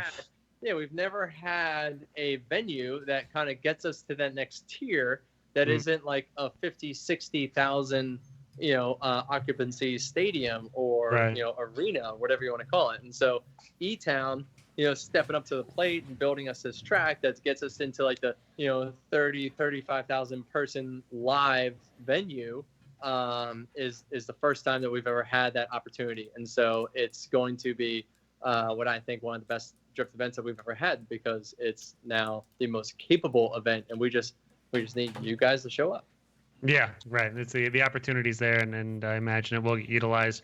And if it's not year one, it'll be year 2 or year 3, and it's going to be good. I think it's all good for the sport, and I'm very happy to see it on the roster for sure. Corey, Paco, anything you want to mention in that realm, or do you want to move forward? I think. Go ahead, Pac. Yeah, no, I'm saying move forward. It's pretty well explained and put, as always, from Chris. Yeah, I mean it's a very big bump up. So let's hit a couple super chats and then keep the good vibes flowing, my bros. Real quick. Stay sideways. I don't know why he keeps on doing 279. I mean, I'm not appreciative of it. Stay sideways, but I'm curious. What's the deal? Well, he says, do you think sims aid drivers before ever drifting? Up until very recently, I would say no.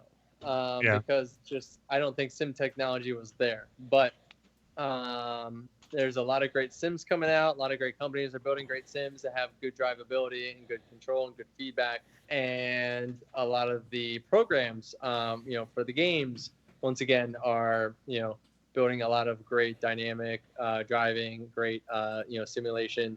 And so I personally haven't driven on one yet that I think is very representative of real driving or live driving, whatever you want to call it. But I've talked to a couple guys very recently, actually, because you see more and more drivers posting up them being on sims, and now that we actually have some space in the new shop, I was reaching out to some of the drivers, asking them what their favorite sim and what their favorite console and or actual driving setup. I would call that a sim, but the sim is maybe the game, whatever. So the actual Big Balls, by the way, is foaming at the mouth. Yeah. Brian, we're gonna get to you in a second. Big Balls, help us out here. What's the cockpit called? Big Balls. Yeah, everybody just calls it like you just build yourself a sim rig. Excuse me. You build yourself The a sim rig. Yeah, and then whatever wheel you want to use, and then go PC or to console. And then There's a sim rig, then there's a sim wheel. Yeah, sim wheel.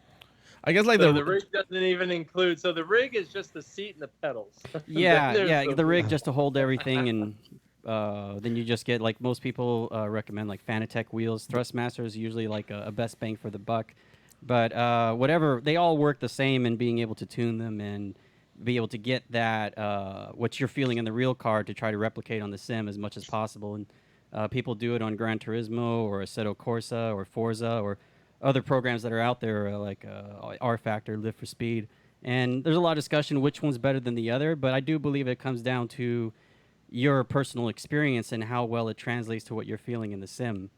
So you've got the most experience out of maybe the 99% of the world. What's your ideal setup there, Brian? What's your game? What's your system? What's your hardware?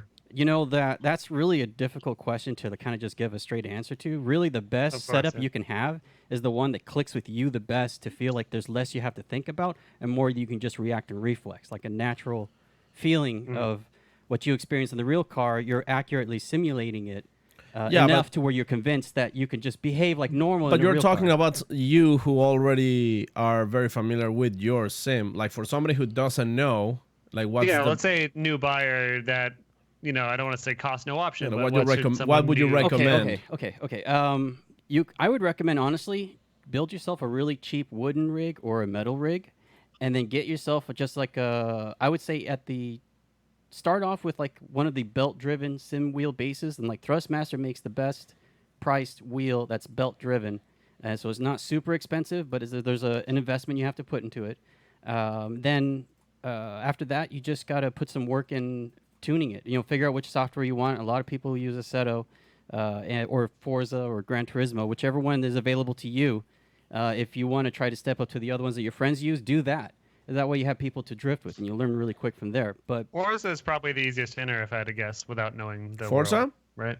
Forza, it just depends on. I don't want to get into like this back and forth between them. They're all going to work great, but this again goes back to the individual. Whatever you put the most time in, that's where you're going to get your best results from. It's just a bit more simple. If you have a console, yes, Forza. If you have a PC, you have options, but probably Assetto Corsa, it's the most realistic option. Yeah. Does that answer your question, guys? No, it sounds. Taco with the real decision making. Big Balls. If I were really so. Like, you can This get is a what wheel, Forsberg. and you can get a game, and you can maybe drift it if you want. Hey, Forsberg, I'll tell you right now, I'm in the market for right now. Forsberg, this is what I'm looking at. Build yourself a PC. I know you're a computer nerd. Get yourself a good PC, right? Don't go Xbox. Don't go PlayStation. Get a PC. Just spend a couple grand, no prob, on a PC for one video game. You're gonna be $1,500 in a computer, a really good computer, $1,500, right? I would go Thrustmaster or Fanatec, and then I'd get Assetto Corsa. Assetto Corsa. Thrustmaster, wouldn't you, Corey? Aiming after me. Also, did you assholes know it's Fanatic? They accept Fanatec. I learned this recently. They accept Fanatec, but it's Fanatic. I just want to throw that out there. It's Philly Fanatic. Yeah, it's a Philly Fanatic. The mascot that isn't an actual animal. He's a fucking mutant. We don't know what he is. Are you saying with a snorkel for a face? Yeah. Hey Sam. So are you saying when we were at the Grid Life game night party in Vegas, we've been calling it wrong to the owners of Fanatec? No. To their faces? So I heard. I heard this from We've Rod. just made ourselves look like assholes. No, Rod Chung, the man himself from Speed Hunters, from the video game industry, Need for Speed, now at RS. He laid it out for me the other day. They understand that most Americans call it Fanatec, and they've accepted that that is a pronunciation that is used. But I think the original intention, he said, was fanatic, like a fanatic, you know. But Fanatec works too. Yeah. I guess. Yeah. It's probably lying. In other words, I'm they don't care. fanatic too, man. Like, Yeah. I'm a thrustmaster through and through. It's important, they've been helping me get through these tough times. Yeah, Thrustmaster. My name is Chris Forsberg. I'm a fan addict. Yeah, one of my favorite things regarding the Thrustmaster, I'm and this a is Thrustmaster. yeah, this ain't as deep. This ain't as deep as the pitching joke by any means. So don't get yourselves excited, kids. But I really like this saying that just made me the Thrustmaster made me think of it. And that's the it's the size of a needle, but it moves like a sewing machine. Wow. Dude, hold on.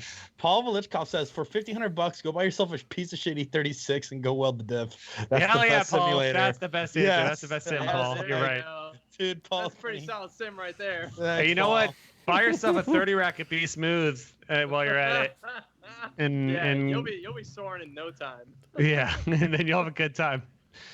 Silas, let's get through these questions. We'll do one more topic and then the Instagram and final questions and let you go on to the night. But Silas says, what happened to Blood Masters? It is still a real thing.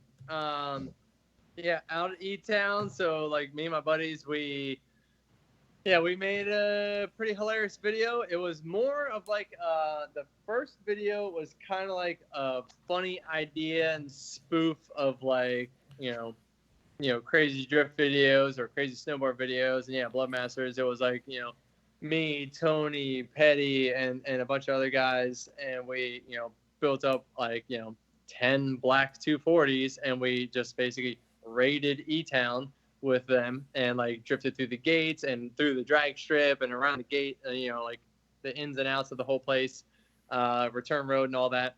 And it was super fun. Be clear, it was like, one of the videos that is the reason I'm here. To be clear, I watched that video and I was like, exactly. I want to be here.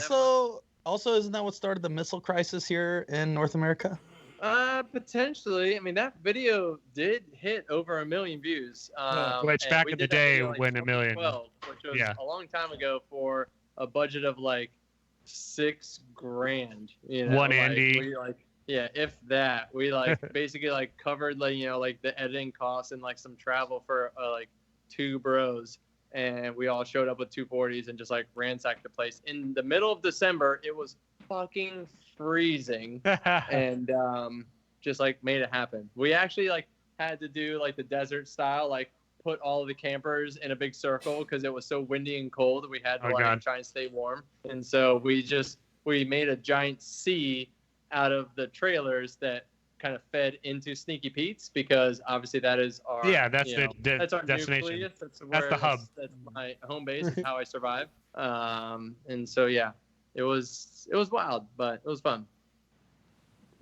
So Bloodmaster is still alive. Video from 2012, rad as shit. Technically, there's a bunch of them still out there. Like I'll still throw the vest on here and there when we go out to E-Town and hop in the 240 and go throw it out and just act like a fool at E-Town. But it's basically just like it's like an internal little cult of E-Town that just kind of exists. That's you kind of just get to act a fool and it's like dudes on their Harleys just riding their hog. Yeah, just cranking their hog. Harleying as hard as you Harley can. Yeah. Look, like when you see your bro Jared and you're just trying to Harley as hard as you Harley can. So you just Harley up with your Harleys. Look, I'm just over here wearing my vest I'm just trying to crank my hog, guys. Just lay off. Let me crank my hog. So you throw in your vest and you hop in your black 240 and you just start Harleying. You just crank your hog, boys. It's good. It's good. Shit for Brains says, long-time listener, first-time listener. He says, I don't know what this means. Maybe you might.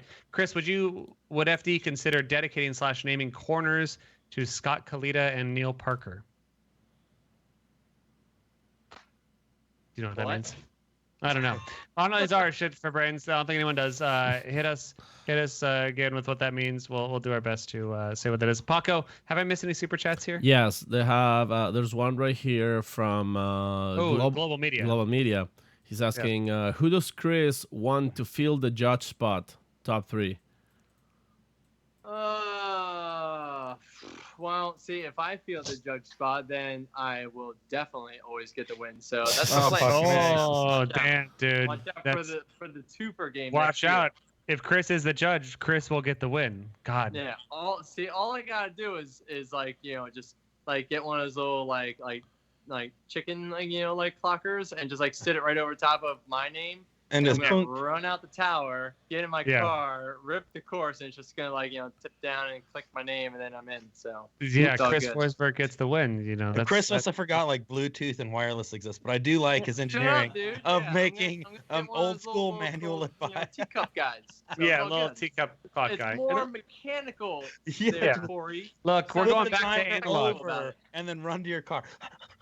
Just run into your car. I gotta get my workout in. How do you think I stay so fit, dude? Because I run to the tower, cheat, tell them what to do, Flip the run back switch. to my car, and then go Take race. her going. We're going Yeah, analog I wish you had- 2020. I envision you like a weekend of Bernie sitting in the tower, dude. And then you play some like Caribbean music, and he wakes up, and then votes for you, and then you stop the Caribbean music, and he falls back asleep. Hell yeah, brother. So, first of all, do you know who it is or have a good idea who it is? I do know, but I am not at liberty to say. Sure. Yeah. So it's hard for you to answer this question. It might Correctly. rhyme with His, Schlobby Plashita. His name rhymes with Ma'am Snelvin. Oh, it's Chris. Don't blow me up like this, dog. What a But you mess. know that if that were the case, I would fucking hammer down on you, dude. You would not win once. I'm gonna Guys, use I couldn't Chris as example again. Did you see I'm- Chris's run? It was terrible. Chris, Yeah, you I'm want to gonna- come up to the front? I'm gonna be like my dad when he coached youth soccer. He fucking hammered me down, man. Like it's gonna be like that. Like my buddies are getting fucked over when I am judged. Like, oh, I've talked to you once in the pits. Denied. You lost, but he clearly won. The other guy spun. I don't care. I don't want to show favoritism. Doesn't matter. You Yeah. freaking blew it. Yeah. You know, all the other kids are gonna get high C after we kick the ball. Sam, you're out. That's what I'm gonna say to y'all. Yeah. Sam, you may have scored your first you're goal. making the orange slices. Yeah, Clean them out. you may have scored your first goal today, Drift Sam, Ford Sam. But you know what? All the other kids get an orange slices, and you don't get one because you're my son. And That's you're what an I'm idiot. gonna do. And you're an idiot, Dad. Ugh. Dad. You're not even my real dad. Yeah. No So Capri everyone, Suns for you, moron. everyone on the internet seems pretty fucking convinced it's Robbie. I haven't heard definitively one way or another. Chris says he has. I don't know. DM him if you want to know. Yeah, I don't know for sure. We don't know for sure. No one knows for sure except for everyone that does know. We'll find out sooner or later. No one knows for sure except literally everyone on the show. But it's Yeah. Yeah, no, I haven't honestly. Yeah, we no don't joke. know. I will We're say not it right sure. now. No one has told me, Oh my Sam, God, Sam. exclusively, this is who it is. So I'm Because just you don't throwing talk it to up. anybody. Yeah, because I'm busy. You're an introvert. Not doing dumb shit. Yeah, I mean that's fine. Did Shit for Brains ever respond to what that question meant? It's fine. If not, we'll get to it next time. Ben Trenter getting spicy here. We've talked about this a lot in the past, but we'll bring it up again. So, and by the way, this is a good time to mention that we are moving into the question round. So we're going to read Instagram questions immediately after this. Get dirty with it. Get jiggy with it. Should we go back to Will Smith songs? Because No. I think We, that- we, Please, no, no. we should do another artist. Yeah, are we going back to Miami right now? Is that what we're doing? I'm going to Miami next Oh. week, so maybe we'll see. Ben Trenter says, "Who's the guys that were using traction control and ruined it for everybody?" See, nobody really at all. Everyone thinks that this like data collection thing is for trying to find drivers using traction Yeah. control or teams using traction control. But like, even if there were teams using it, I would dare to say that it was of no major benefit because having some sort of closed loop style traction control on your drift car is not going to help you as much as just being a better driver, if that makes sense. That takes work, though. Yeah, because well, because here's the thing, right? You might gain a few small benefits if you are dialing in like the perfect wheel speed versus ground speed for, say, a qualifying style pass. But what I said before is, people that complain about traction control or these cars that are like adjusting during the run, they will never react fast enough to make you a better tandem driver, right? The drivers that are good in tandem, it's physically impossible for them to have the type of electronic benefit from some sort of traction control or delay or whatever, because you are reacting to the car in front of you, and now you have a variable that is infinitely different every run, right?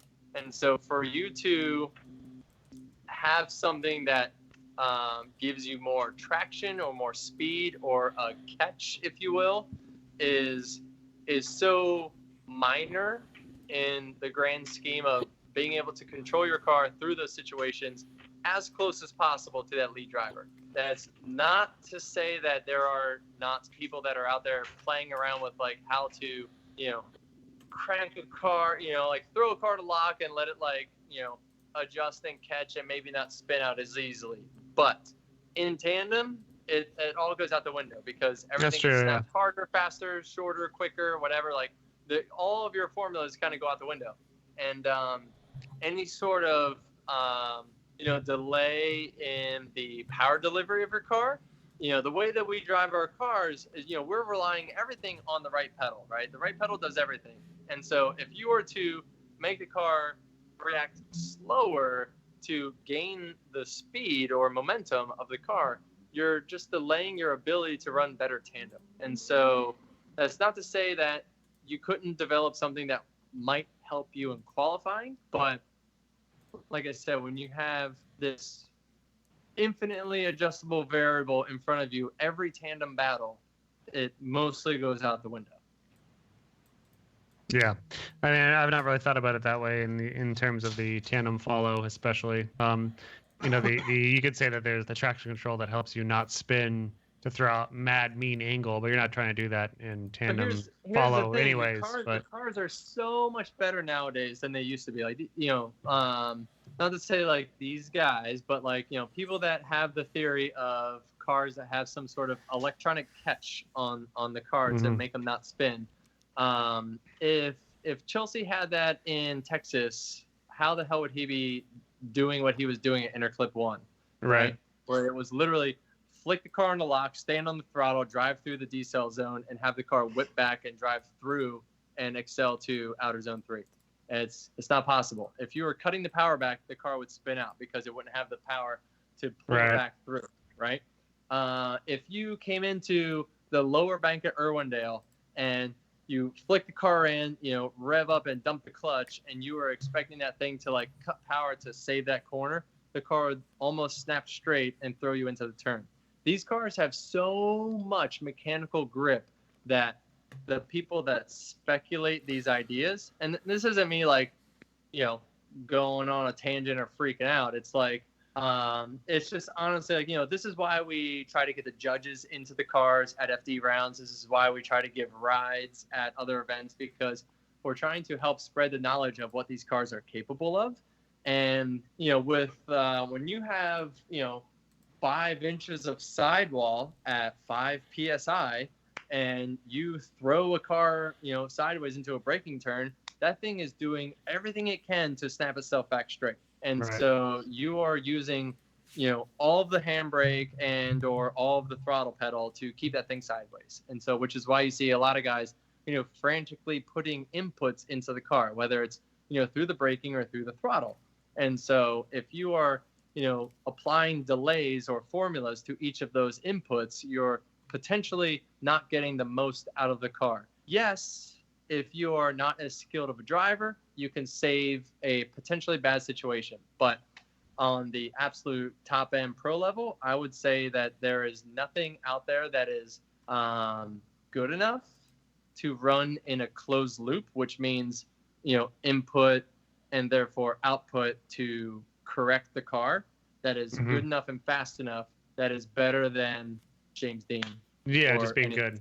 That is smart enough to not fuck you up when you don't want it to be doing what it's doing, right? Exactly. What so this is actually one question I had on my list of notes here that I wanted to bring up before the show ended. Oh, so sorry, real quick before we go back on that. So the big confusion with that is everybody thinks that it's like, oh, we're collecting data to find out who's cheating, and FD is collecting data to find out who's cheating. But the big thing is that they're trying to do with this whole data collection is for situations like, say, myself with in St. Louis, right? I had Vaughn run into my car 3 times through that last turn. I had Austin run into my car into that braking zone, and so on and so forth. Long story short, what they want to do is, we're doing is adding an extension from our chassis harness that is CAN. So it's a 2-wire harness that's CAN based, which is the same 2 wires that run to our ECUs. It runs to our dash. It runs to anything that logs. Right, it's a digital signal that takes all the inputs in the car. It gives you the log, right, the pull of the round. And so after that event, we were talking with FD, and so we gave them our logs, and they went and they looked at my runs from qualifying to my top 16 run to my top 8 run, the 2 runs that I got hit from behind in the lead position, and all 3 of those runs were within 2 miles an hour in the lead position. So it was me doing my best to be as consistent as possible, but I got hit by 2 different drivers and 2 different driving styles in a similar part of the track. And so what they're trying to do is, be able to collect data to compare the differences in the cars, because tires continue to evolve, cars continue to evolve, driving styles continue to evolve, and they want to be able to take situations that are potentially, harmful to the sport, where it looks like there's bad judgment calls made, whether it's collision based or somebody running away and it looks like somebody's cheating with traction control when they just have either a good throttle pedal or just the right percentage of weight over the rear axle versus the track before. So it looks like they might be cheating that round versus, just having a better setup for that round. And they want to be able to collect data when necessary to not only help with judgment decisions or protests, but also to help with the development of drifting and the sport, to keep the cars on as much of an even playing field as possible, since we run 5 or 6 different tire compounds, or not compounds, 5 different tire manufacturers, infinite power plants, and what are we up to, like 24 chassis that are approved for FD. So yeah, there's such a combination of hardware, let alone driving style, that makes drifting so unique. But now, since the driving is just getting closer and closer and closer, they need more tools on their end to help with their decision making. Definitely. I mean, our main goal, at least my main goal in doing this entire fucking thing that we do is one, I love talking about drifting, which is why I think we're all here. But 2, it's also to try to disseminate this information that we have ears to from FD and from the drivers to make the sport better and to make the sport more understandable. And I think that this whole data thing, from my perspective of what I know so far, hearing you talk now and hopefully hearing Kevin talk when we talk to him before the season, is just this data logging will hopefully is just another measure to make the sport better. Whether it eventually leads to better and more thorough data interpretation via the live show, we'll see. But at the end of the day, I think it's more about just knowledge is, of course, power. And is that Captain Planet quote that it is dropped right there? I don't remember if that's Captain Planet or which one. I don't know. We don't watch dumb cartoons, Sam. It's Captain Crunch. Why don't you fucking watch it, Corey?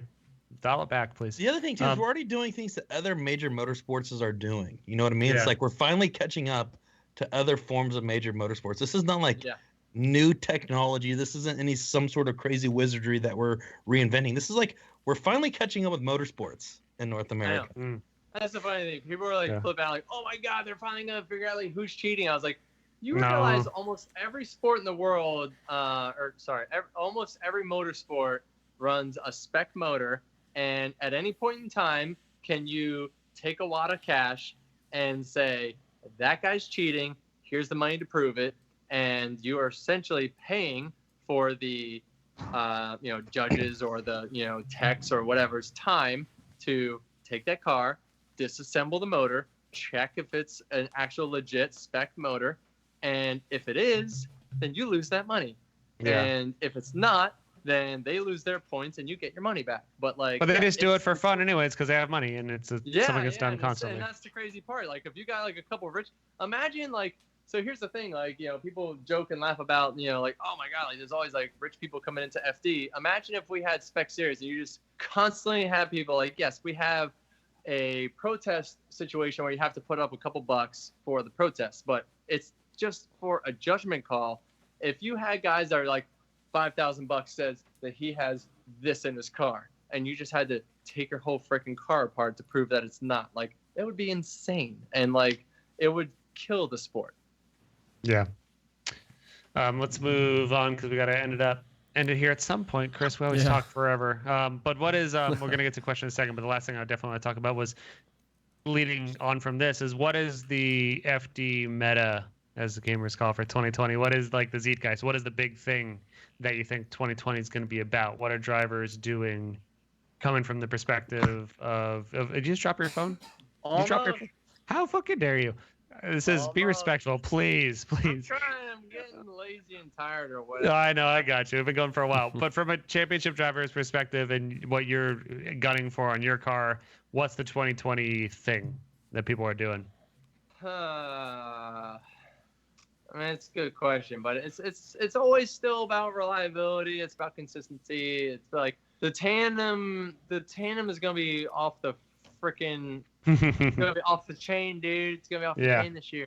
But yeah, it's gonna be wild this year. I mean, it was insane last year. So every year is the best tandem we've ever seen. Right. Every year it's the best tandem we've ever seen. And we got Daigo coming back. We got a lot of like great drivers coming either up from Pro 2 or over from other championships. So we're going to potentially finally not have, I don't mean to say finally, but like we're not going to have 5 runs. There's going to be like 40 plus drivers battling it out for tandem. So I thought drifting was dying. The absolute best of the best that it's ever been before. And so it's going to be primarily on tandem. I'm sure they're going to focus on smoothness and consistency. Driving up undercars for proximity. I'm pretty sure they're going to focus on taking points away for that. Mm-hmm. I think they focused a little too much on lead runs last year and the year before. Everyone they were so focused on tandem, not they as in the judges, but they as in the drivers, were so focused on tandem that they were just taking themselves out. It's like, I have to be close or I lose. And then they're either hitting everybody or spinning themselves out to avoid a collision. And so that situation is happening less and less because people are getting better at controlling their cars that close. So you're not having as much collision as you were a few years ago. So it's going to be harder for the judges, but I would still say that it's about matching the lead driver with speed and angle, because even still we aren't seeing a lot of drivers in the chase position really, most of them are still kind of like, undercutting the driver, getting underneath them, low angle, staying close and making it work. But now, like last year, like, James and Peter and some of the other guys are really just like, matching the angle. Sorry, trying to No, yeah. Trying to like hold the angle, like have the deep angle and be able to follow them through the course. Yeah. Without just like the Daigo style, for lack of better words. But Daigo is the one that really cranked up the proximity. He was the first guy to really do that. Yeah. And so now people are doing it, a little better than before. So I'm really curious to see how he will do when he comes over. Let me put you in a scenario, Forsberg, before you ask that, Sam.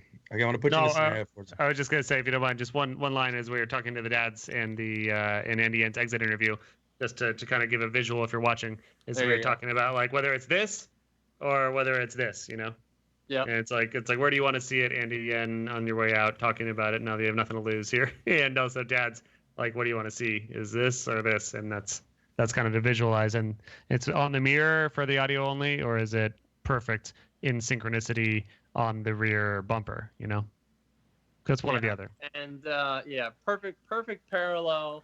Front tire to the mirror is, in my opinion, like the absolute best. That's on the exact same lines, on the exact same angle, and that's the hardest to follow, because when you're underneath with less angle, you're essentially on a shorter line, so it's a shorter distance, so it's quicker.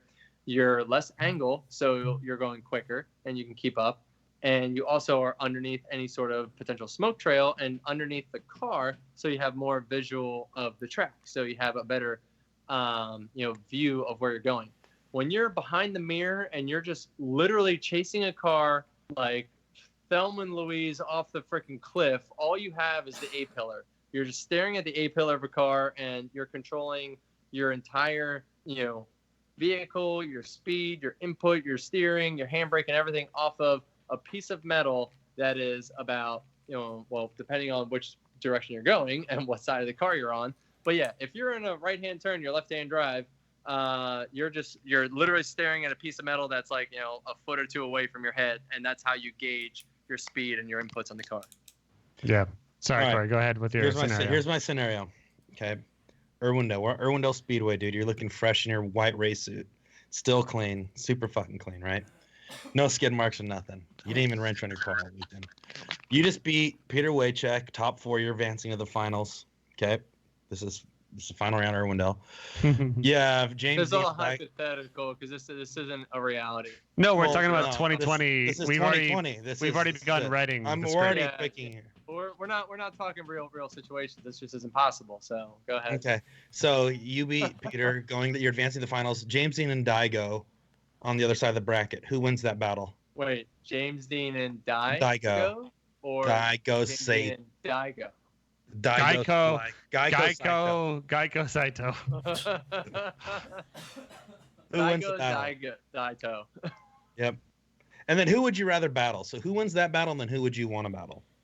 Well, here's a fun fact. I'm pretty sure Daigo has won all but one Irwindale he's ever entered. So I would rather run James Dean. No shit. Interesting. Yeah. Well, especially because James Dean has been nearly crushed twice in top 16. Or crushed once, and then nearly crushed a second time. Dean, he's got a pretty similar record at Irwindale as I do, which is not that great. And Daigo, surprisingly, has like the opposite. I want to say he won all but the year he was in that GTR. Yeah, which is insane. You can look that up and confirm. Okay, but yes. hold on. There's variables to that though. You can't tell me since 2013 your car has not completely flip-flopped to what it is now. Your car is a completely different machine. He was bringing a much different machine in that era than what the machine, like, we had to catch up to Daigo, I believe. Yeah. And now, yes, he won because he was driving he was the robot. He had this well-capable, very developed machine that was 2012, 13, and 14, Daigo won Irwindale. Okay. I'm almost positive. Those are probably true statements, and I want to believe it. Yeah. So let me tell you this. So do you think your car is better now and more competitive now that you would have a better chance against Daigo then? Oh, yeah, absolutely. Okay. I mean, do you think 90% of the field has a much better car now that could keep up with Daigo? Yes. And was Daigo winning because, one, yes, the dude's an amazing, talented driver. Absolutely. But he had much, I don't know if it was just more development time or just a he's been driving with that chassis for so long, or he was making a gazillion horsepower and we weren't. He had the secret sauce to building this radical car, and maybe we didn't. There was a lot of factors when Daigo came over in 2012. So the horsepower wars really took off in like 2010, 2011. Like ASD really started cranking it up in 2009, right? They went from they were like the first teams to really go from like the 600 horsepower number to like the 850 horsepower number, right? Yep. And they had a lot of problems in 2009. We won the championship that year, and then the following year it was Vaughn, and it was like, you know, ASD podiums, you know, three-way podiums, all that. Like their cars like were crushing. Falcon was crushing. Yep. And they had just incredible reliability and great power and all of that. And they kind of dominated from 10, 11, and 12. Or not, I'm sorry, 10 and 11, because then Daigo came in 12, and he showed up with 1250 to the ground. So it was like 500 more horsepower than anybody else had. And he had Achilles, which was the first time anyone showed up with a tire that was, you know, substantially grippier than everybody else. And so he wasn't winning, you know, and this is of no disrespect to Daigo. I remember I had a bet with Andy LaPuca. The year was about to start, and I was like, yo, this dude's going to come over. He's going to fuck us up. And he's like, what? No, like, it's a new guy. It's a new car. I hasn't even driven here. Like, blah, blah, blah, blah. And I was like, I forget what the numbers were, but it was like, he's like, I bet he doesn't even make top 10. I was like, I bet you he makes top 3, you know? Right. And sure as shit, he won the championship, and we bet $20, and I won. It was awesome, but not really. Best $20 ever. But yeah, he came over, and his car was so drastically faster, but he could control it. He's a great driver in the fact that he could control a car that was so much quicker and just wound up.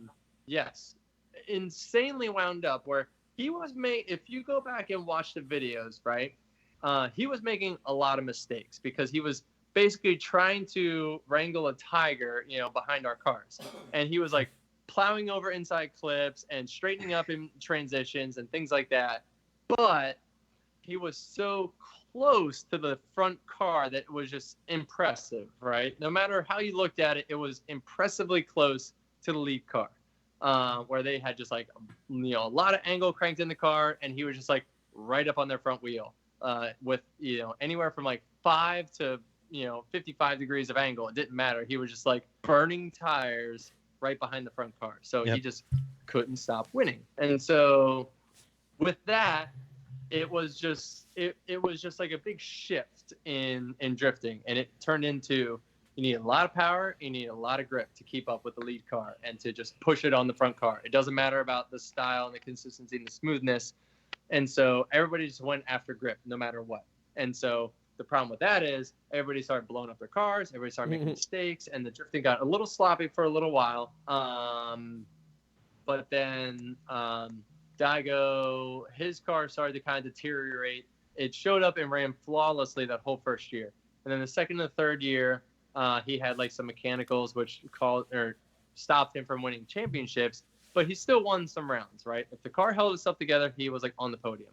And so that's so he left, and everyone else kind of like got in that reliable 1,000 horsepower, big tire, big sidewall, a lot of side grip, a lot of forward drive area, and everybody started just running into each other all the time because, you know, it's just like another big step forward. And so then as we get into the last couple years, it's like, okay, everyone's getting more control of their car, more comfortable with their car, and we're getting great, super awesome close tandems, you know, a little bumping and grinding, but like it's great driving. And so now Daigo's coming back, and I'm super curious. I'm very curious on how his new setup is going to be, if it's just right where he left off, if it's, you know. Well, he's driving an FRS or a GTA 6, so. He's in an FRS, and, you know, no offense to the FRS drivers, but I don't think they're the most competitive chassis. They're, you know, smooth and reliable, and they look good, but, like, it's not going to be that just insane forward drive Daigo that everybody knows and remembers. I think it's going to be a little different than that. So I'm very curious to see how he handles that chassis. Okay, yeah, so Turk and Dai have looked really good in their 8.6 chassis, but it's never been like a showstopper run from either of them. I think most times they look good, but they don't seem as dialed. They look fast. They look like they have big angle, and like they're very smooth because they're very wide, so they're stable. But they don't just have that like surge like the Daigo style ever had. Yeah. Right. So it's gonna be weird to see him in that kind of chassis. All right. So, and just I fact check you. Daigo did win 2012, 13, and 14. That's fact. Okay. So back to the question.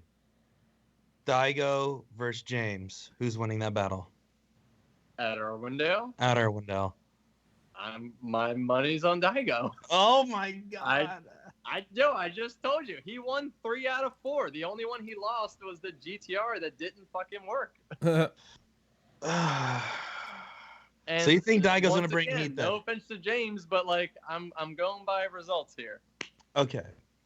So you think Daigo's going to come back where he left off and just swing dick on everybody? I didn't say that. No, I'm sure. I saying that said the opposite of that. Yeah, the FRS is not going to be. Do you think he's going to come out here swing dick or no? I think Daigo's going to come back and finish top 10 hands down. Yes. Okay.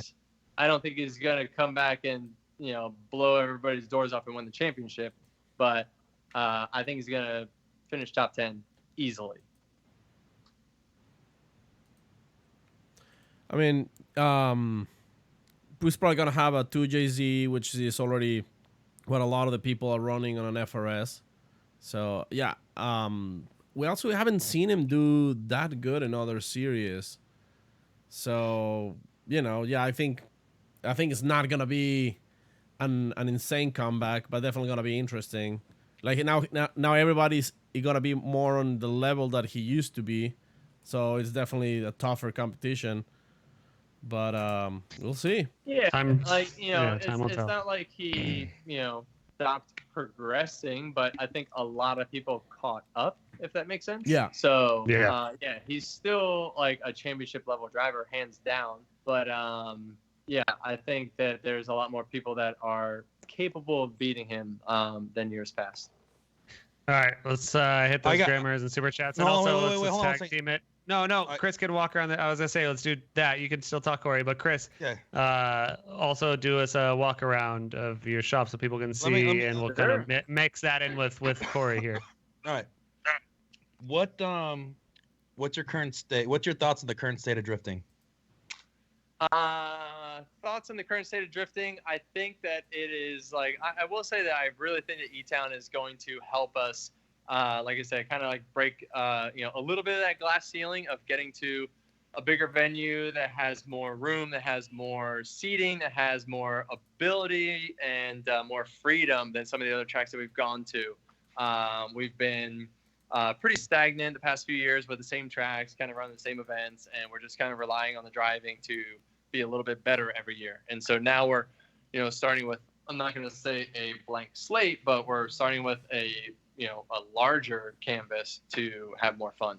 But yeah, so it's a little dark out here. You can't really see, but we have a nice lot back here. I can fit like maybe 20 cars back there, which is very, very rare for California. Enough room for Sam's car? Yeah. Car out in the street, right out there. But yeah, we came in, we painted all the walls out, and we cleaned the place up, and we got some upper, storage up here. Got all my body kits up there. I put my pallet racks over here. Got some shifter carts, stack of necks and tires, a bunch of Black Magic, Valvoline, SSR wheels, and over here we got some equipment, some of the cleaner equipment like our press, our sheet metal shear, our sheet metal brake back there, tire machine. Currently, there's just like 19 snap-on jacks right here. Well, there's the 2 Daytonas are Turks, and then the 3 snap-ons are mine. And when do you need 5 jacks at a time? Is that an option? Is that something? We don't. One Well, actually, I'm sorry. 2 normally lived on the rig, which since my rig is gone, I have all my rig stuff in here as well as the shop stuff. So there's multiples of some things. So I normally had 1 snap-on jack here and 2 snap-on jacks in the rig. The other 2 snap-on jacks are Turks, so those are here. I got a couple motors here. 2 of them are Turks. One's a blown-up V8 TRD NASCAR motor, so that one's there. Got a bunch of tires, a bunch of products. We got a kegerator with a little bottle of Jameson on there. And no problem. You got it. As you're walking around, Chris, let's break into some questions before you continue your walk. This is and guys, Corey, Paco, look through the questions, see what's hot. I know we got some super chats as well, but this question feels real strong from Battle Pixel. If you were locked in a Del Taco for 24 hours, what is for breakfast, lunch, and dinner? Beyond burrito 3 times a day, hands down. All right, Chris Forsberg. One man I know, Del Taco over Taco Bell, and you know I'm sure there's others out there. I'm a big Taco Bell fan, but you know when I've had to deal with the Del, I deal with the Del, and the Del's good. I like the Del. What do you mean by deal with the Del? That's like look, they ain't got no Crunchwrap Supreme. They ain't got no cheesy gordita crunch. They ain't got no double stack taco. You talking about crap marketing for the same crappy tortilla and cheese? You ain't got no slammed up, 15 different ways. They taste different. Or do you want like gordita, crunchy, carnita, supreme, sloppy? You ain't got no Doritos Locos. You ain't got no fire sauce. Sloppy seconds of Del Taco. Oh my god, dude! Come on, True story. Grow up. Yeah. Guys, you have questions for Chris on the Instagram? Otherwise, Chris, give us a quick walk. Well, here's one. Corey. Hold on. Go ahead. Paco, what you got? Then we'll go to Corey. I have one from Chris JDSS. Says new game, buy swap scrap with Corey, Sam, and Paco. You have to buy one of their cars, swap one of your cars for one of theirs, and scrap one of theirs. I already know where this is going, man. Wait, I don't say that again. Buy, swap, scrap. And you have to buy one car from us. One you have to swap one of yours from one of us, and one you have to scrap one of our cars. Wow. Okay. Well, easy. I would buy swap scrap. Okay. Well, I would scrap Corey's S14. Oh, that's not what I thought. Oh my god. Yeah, because we all know that S14s aren't great drift cars. They just don't work. There's not that many in the drift scene. Oh my god. They don't operate that well. I would swap my 370Z for Paco's Aztec. Yes. Because as we know, that is like one of the most sought after vehicles of all time. And then I would buy Sam's S14 because unlike how I just said S14s don't drift at all ever, I just cannot wait to own that thing so I can work on it and make that thing run. I thought dreaming of the day. Wise man. I expected you to say scrap my car so you never have to see it or touch it again, and buy Corey's car. No, I was gonna say swap for the Aztec because that thing's sick as fuck. Yeah, and then I would buy what's the least valuable car that Paco owns? Oh my god, all the of them. Riata. What can I buy for like $800? Oh, I have a sweet Mazda MX-3. All of them. I can literally buy the whole fleet. Yeah. Corey, what's your hit here? This is from Reese McGee. He goes, "How many 7-year-old Pat Goodens could you take on in a fight at one time?" Oh, it's good. 7-year-old Pat Goodens? Yeah, how many can he take at one time? I'm go with, like literally at once, like this. Yeah. Okay. All once, rushing you. I'm gonna say like 9. I could probably do 9. Solid. Sure. Solid. Any more than that, like they're gonna start getting at your ankles and they're gonna start fighting. Well, that's equivalent to what a 63-year-old equivalent. Yeah, so you're fighting a 63-year-old Pat. Yeah. Well, keep in mind all these 7-year-old Pat Goodens. 9 times 7 is that's pretty accurate. So there you go. All these 7-year-old Pat Goodens haven't had, I'd say maybe they've only had, 10 to 300 cases of Marlboros, and maybe only, I'd say 20 to 30 cases Cardio's of good. these smooths. So the That's cardio what is still I'm saying. strong. I mean, 7-year-old Pat Goodens, that's a lot of cigarette burns that they're gonna start flicking at you. Yeah. That's a lot of White Claw cans coming at your face, like right in this general area. A lot of distraction, and so it's gonna be tough. You can start flinging and kicking, but like you're not gonna get them all. They're gonna start, they're gonna get your Achilles heel. You're gonna go down, and then you're in trouble. Yeah. He's like a reverse Pokemon. You're not gonna catch them all. You are not gonna catch them all. No, I would say my answer, if you were to ask me that question, I would say 1, because I would take that one Pat Good and I would subdue him and I would turn him into my protege. And if I could shape a 7-year-old Pat Gooden, I would just take that little Pat, make him a strong, beautiful boy, just ready for the world and ready to fight. You can still do that right now. Just show up next time you see him and subdue him and make him your protege. Is he only 7? I've It wondered doesn't matter. how old he was. But it's probably he's probably 10. Here we go. Macho Man Randy Sanchez asked, would you rather drink a cat food flavored White Claw or eat a whiskey flavored cat food? Oh my god. That's a good question. I guess. Wait. Drink a cat food flavored White Claw or eat drink a whiskey flavored cat food. I guess whiskey flavored cat food. I don't know. I would say that's and I agree with that answer, but you know what? If you just close your eyes, you can imagine like as mac and cheese that just tastes like whiskey. Yeah. But you drink the White Claw, you're still getting the shit taste. Yeah. Are we talking? Is this like from a can or is this like the crunchy from a bag? That makes a big difference. Oh, if you're eating, you're gonna get cotton mouth and like you're gonna get like really fucking. You're saying wet food or dry food? Bag, I'm going cat food flavored White Claw. Because you could crush it. You just chug it down and don't think twice about it. Yeah, and the thing of them is that tastes good. And the dry bullshit, cat food. Yeah, and the thing about White Claws is that it's just like a hint of a flavor. So you just get the hint of cat food flavor. You don't know what flavor you're drinking after 6 of them anyway. So it doesn't really matter. Exactly. All right, Chris, show us a little bit more around your shop. We're gonna. This ruby grapefruit. I don't know. Exactly. We're gonna show us a little bit more around your shop. We're gonna coalesce the next and final round of questions. We got like 2 super chats, and then a couple more questions. Then we're out. So show us your shop. Yeah, so more pallet racks. We got like a bunch of the parts for my car that are getting cleaned up and staged up for when my chassis comes back on Monday. Dylan's nice pile of parts for his E46 that are getting ready to go in as well. And his E46 back here. This is our fab room. Like I said before, it's a nice little annex from the shop that has the sanders and the saws and everything to keep the dirty room. What's that? It's a dirty room. Yeah, it's the cleanest dirty room you've ever seen, dog. Look at this. Look at this floor. Look at that. Look at those floors. Your house, Sam. Oh no, my house is pretty nice. Yeah, it's a dirty room. So the place gets a little mazy, but I'll try and give you a quick tour. Where's the lights? I don't even know where the lights are around here. So we're just gonna walk down this dark alley.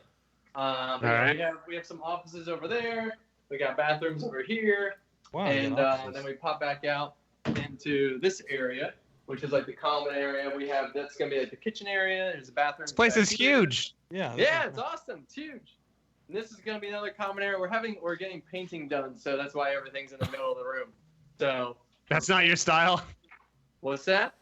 That's not your style. A bunch of chairs stacked on the table. Yeah, that's typical. We're playing musical chairs, and I'm losing. It's contemporary art. Yeah. Yeah.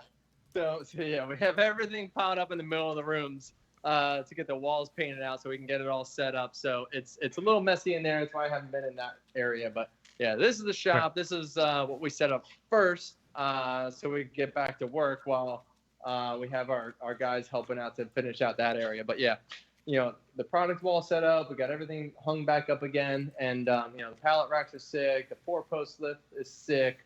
The back lot is awesome. Plenty of room back there. Some of our machinery and tooling out here, but most of it back in the fab room where Dylan's car currently is. My car is going in there next because we're going to basically swap out. His car is going to paint. We're going to drop his off as we pick mine up on Monday and get back to it. So And gonna get on my car for 2 weeks while his car gets painted, and then my car will basically be pretty much together and ready to go, which will be like the earliest it's ever been. Last year, my car didn't fire until the Saturday before Long Beach, which was like 3 days before. Not ideal. Yeah, not ideal. And this year, it's going to fire in like the second week of February, which is out of control. And so, which is ideal. Yeah, it feels weird. I don't know what I'm going to do with myself. So practice, get the car dialed, no doubt. Yeah, no, that's the plan. Like we're moving a lot of, like I said, we're moving a lot of weight around. We're playing around with the suspension a bit. We're trying to get that thing to be a little more neutral and less throttle happy, and just like like ultra fast on the gas, and make it a better driving car. So trying to get that thing running by late February at the latest. Dylan's car will be shortly after that, and his is a brand new build, so it's taking a little bit longer. Mine is just like a heavy rebuild, so not as much work to be done. Like I got like brake lines are done, suspension's mostly done, things like that. So it's a lot of rebuild for mine versus ground up for Dylan. Well, somebody please call the vet, because that shop is sick. Oh. That's right, motherfucker. All right. Guys, hopefully you have your Instagram questions queued up. I got a super chat here from Paul Velichkov. Very common listener, first-time commenter, last-time commenter. Chris, is Essa the guy that cranked up the angle in FD? No, it was I would say Forrest before Essa for sure. Who was the first boy to apply the angle? At first, like I guess Forrest was the first guy to really apply WiseFab first. Did everyone have kind of hacked up angle for a minute before WiseFab, or was it just angle came as stock? Yeah, we're all making like 50s and such, and then it was like what 20. Like 12, 13 ish, where WiseFab started making stuff, and they were the first ones doing, caster trail and like all these other things to just like make the cars make angle no matter what. And there was a couple drivers on it, but I remember Odie being on it in the early days, but he still had his like kind of rally driving style and wasn't using the angle to its fullest. I remember Forrest being one of the first guys to really just like hit the lock on during the runs, and so I would say it was mostly him. Yeah. And then final super chat here. If you had to choose, what would be your new chassis for development if you couldn't drive a Z? And good luck in 2020. Oh, thanks. And I think the Corvettes seem pretty rad, mainly because they are one of the only chassis that's like truly a like two-frame chassis, if that makes sense. It's such a like body on frame vehicle versus anything else that we use. It's not as unibody. It's barely unibody at all compared to like what we all run. And so I think those are pretty cool, just from like a fabrication and setup standpoint, and like being able to tear it down to like wheel wells and frame rails. And outside of that, like the BMWs are pretty cool because they are one of the very few cars that comes front steer McPherson trailing arm that is not a front wheel drive style car. So Right. I think that's one of the best layouts you can have for drifting when it comes to the all around drivability of a car. Like I was saying, like getting back into like custom built chassis. If you had your choice, you still have to make your car work in 8 different tracks in like 4 different style turns, right? And so it's all about finding what works best, in all of them, or what sucks the least in all of them, however you want to break that down. And so That's what it's always about. Yeah. So front steer McPherson trailing arm, kind of think is the best setup. It's pretty rad. So it's a pretty good setup. It's very it's a very few parts. It's a lot of drive. It's a lot of steering. It's great feel. There's a lot of benefits to it. Corey, Paco, what you got Instagram wise, and we'll wrap her up. one from Subdubbing on Instagram. Do you have a regimen/method on staying positive? People throw so much negativity at you. It must be tough to stay positive. Wait, people throw negativity at me? Yeah, you never seen Wait any a of that. second. Never Wait, heard of that. What? Yeah, I mean, you start doing this for so long, and you kind of got to figure out how to like cut through it, right? And so it's annoying, and you find yourself in situations where, you know, no matter how much you think you're doing the right thing, how, you know, like how much effort you put towards doing the right thing, someone's gonna find something, you know, about you to talk negatively about. And so, you know, yes, like I've been in a bunch of situations where, you know, either people think I got the wrong call, you know, judgment wise, or they think I hit somebody like purposefully or whatever the case is.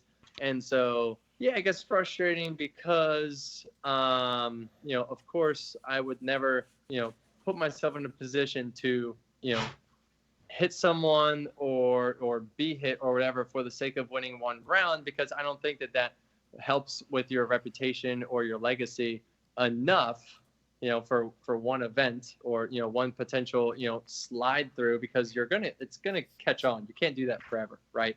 And so, you know, the idea of doing something like that for the short gain, I don't think is beneficial enough for long term, which, you know, I've been obviously around for a long time when it comes to drifting. I've been doing this for now almost 17 years.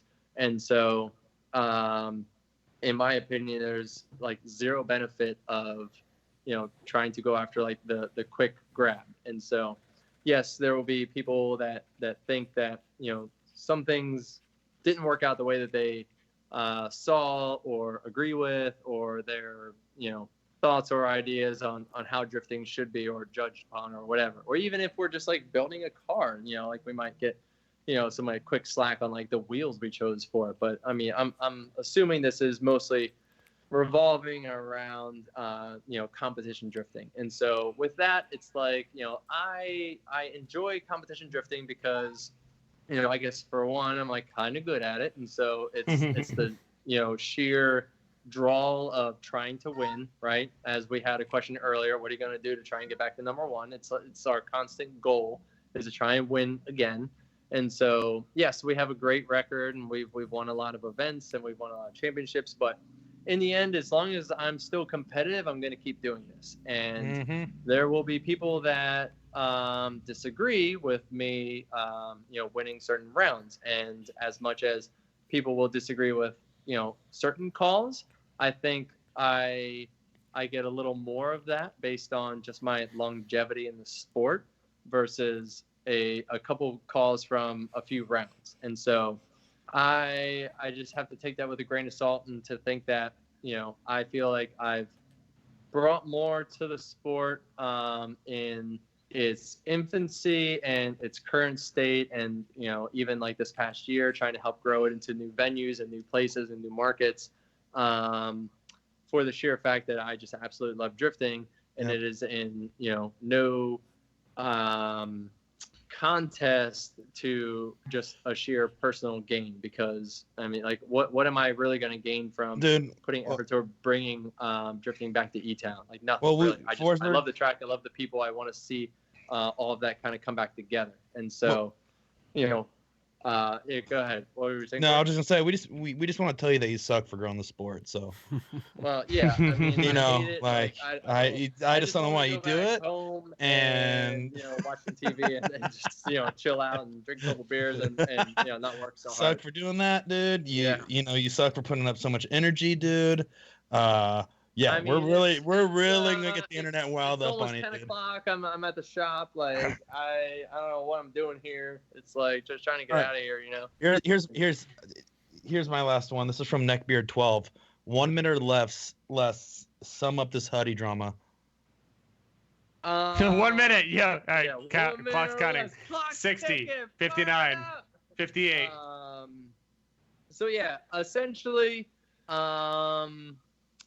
Yeah, so we obviously got Dylan on that program last year because they were working with Honadale and there was like a little bit of internal communication issues with them, and like it seemed like people were kind of pointing fingers and whatever, and so anyway, the team wanted to have a new driver, and they wanted someone that was like a little more committed to the series of the sport, if you will. So like we got Dylan the spot, and that was great. It got Dylan from Pro 2 to Pro 1. That was 35 awesome. seconds left, and it got him into the limelight to be able to show that he is a great driver. But it got him into a position where he was not driving the most capable car. And then as it went event to event, it turned into there was complications with getting the car ready in time, and then there was complications with some budget here and there. And so then it turned into just that constant, like, I should have pulled the plug the last round, but now it's too late, but I'm already here. But then I should have pulled the plug 2 rounds ago. And so you get to that point where you really should have just, like, not have agreed to take it from the beginning, but he did, and he tried to finish it, and he ran out of money and couldn't do it. 0.5. well done. All right, Beautiful. you just heard it here, guys. That's the 1 minute Huddy summary. Breakdown. I nailed it. That was incredible. Well, I got my phone. Did my best. Long story short, he bit off more than he could chew, and people did their best to keep the program running for the sake of the sponsors and the driver and everything else. But in the end, it was same thing happened to me. My car in 2005, I won Irwindale with my S15, and that car went to the sponsor, and I never saw it again. My S15, it disappeared. All my parts, all my effort, all my hard work into that chassis disappeared from the Falcon trailer. I never saw that chassis again. What? So And that's not the first time that this has happened. Did you ever get any sort of closure on that? Just gone forever? Never, never ever saw it again. Never got my parts back. Never got my wheels back. Never got my suspension back. Any of this stuff that I helped to bring to that program to get that car running. Things like that car is I broke both axles at the first round at not Road Atlanta. That year it was Wall Speedway. Wall Speedway was the first round in 2005. I broke both axles in qualifying and didn't qualify. It was one of the 2 rounds that I ever didn't qualify. And that is what started my relationship with Drive Shaft Shop, right? And that's what brought Drive Shaft Shop into drifting. I was the first guy to ever bring axles to him from drifting and say, hey, man, you need to help us and build axles for drifting. And he did, and it was awesome. And so there's pros and cons to every bad situation. And so for Dylan, the bad situation of the Huddy deal, not being able to provide him a car at least the final round and almost the other rounds, it was just like kind of ill prepared and showed up late and things like that. It still got Dylan to the position of driving in front of the Pro 1 crowd and showing that he was a driver that was capable of, running with the best, and it basically gave him the foundation to put together a program to have his own program, which is this hot rod, which is going to be an absolute meme machine next year. And he'll be able to, he will have the potential to run top 10 next year, hands down. Which, if he did not get that deal last year, he would have stayed in Pro 2, and he would possibly not even have been in Pro 1 this year. So, pros and cons to everything. Pros and cons. I love it. Nice. There is. Cons. Story, man. Emphasis on the cons. Yeah. No joke. There's that whole thing and cons, Sam. The whole thing is a double. Yeah, the whole thing's a double entendre. You got your pros, pro ones, and cons. You be the judge. Wow. Yeah, Good job. Con artists, That's episode I name. didn't even mean to do that. But Pros so and accurate. con artists is what you meant. It's all pros and cons over here. Wow. That's on the nose. That's very on the nose. All right, Chris, we'll let you go. It's only been 2.5 hours. That's it. So pretty short show by our standards, but we appreciate you spending the time and showing us your new shop and talking about your program and everything else in between. But we are very excited to see what y'all going to do. We're very excited to see the little baby boy Dylan Yeah, we'll be following you and keeping up with the progress and all of that. And we'll no doubt talk to you, I imagine, pre-FDLB. Yeah, heck yeah, hope so. We'll Heckin' right, dude. get the car back going ASAP, and I'm sure, yeah, you'll be chatting with Big Baby D on his new chassis. It's gonna be good. We're looking forward to it. We got a lot of cool stuff going on. We got a couple cool projects that are coming up too in the interim between the pro cars that we'll chat about later too. So Hell yeah, can't wait to see, buddy. hell yeah. All right. All right, Cool. Forrest. Have a good night. Later. Thanks for the See time, ya, buddy. man. Thank you. Yeah, man. Peace out. Later, Peace. Forrest.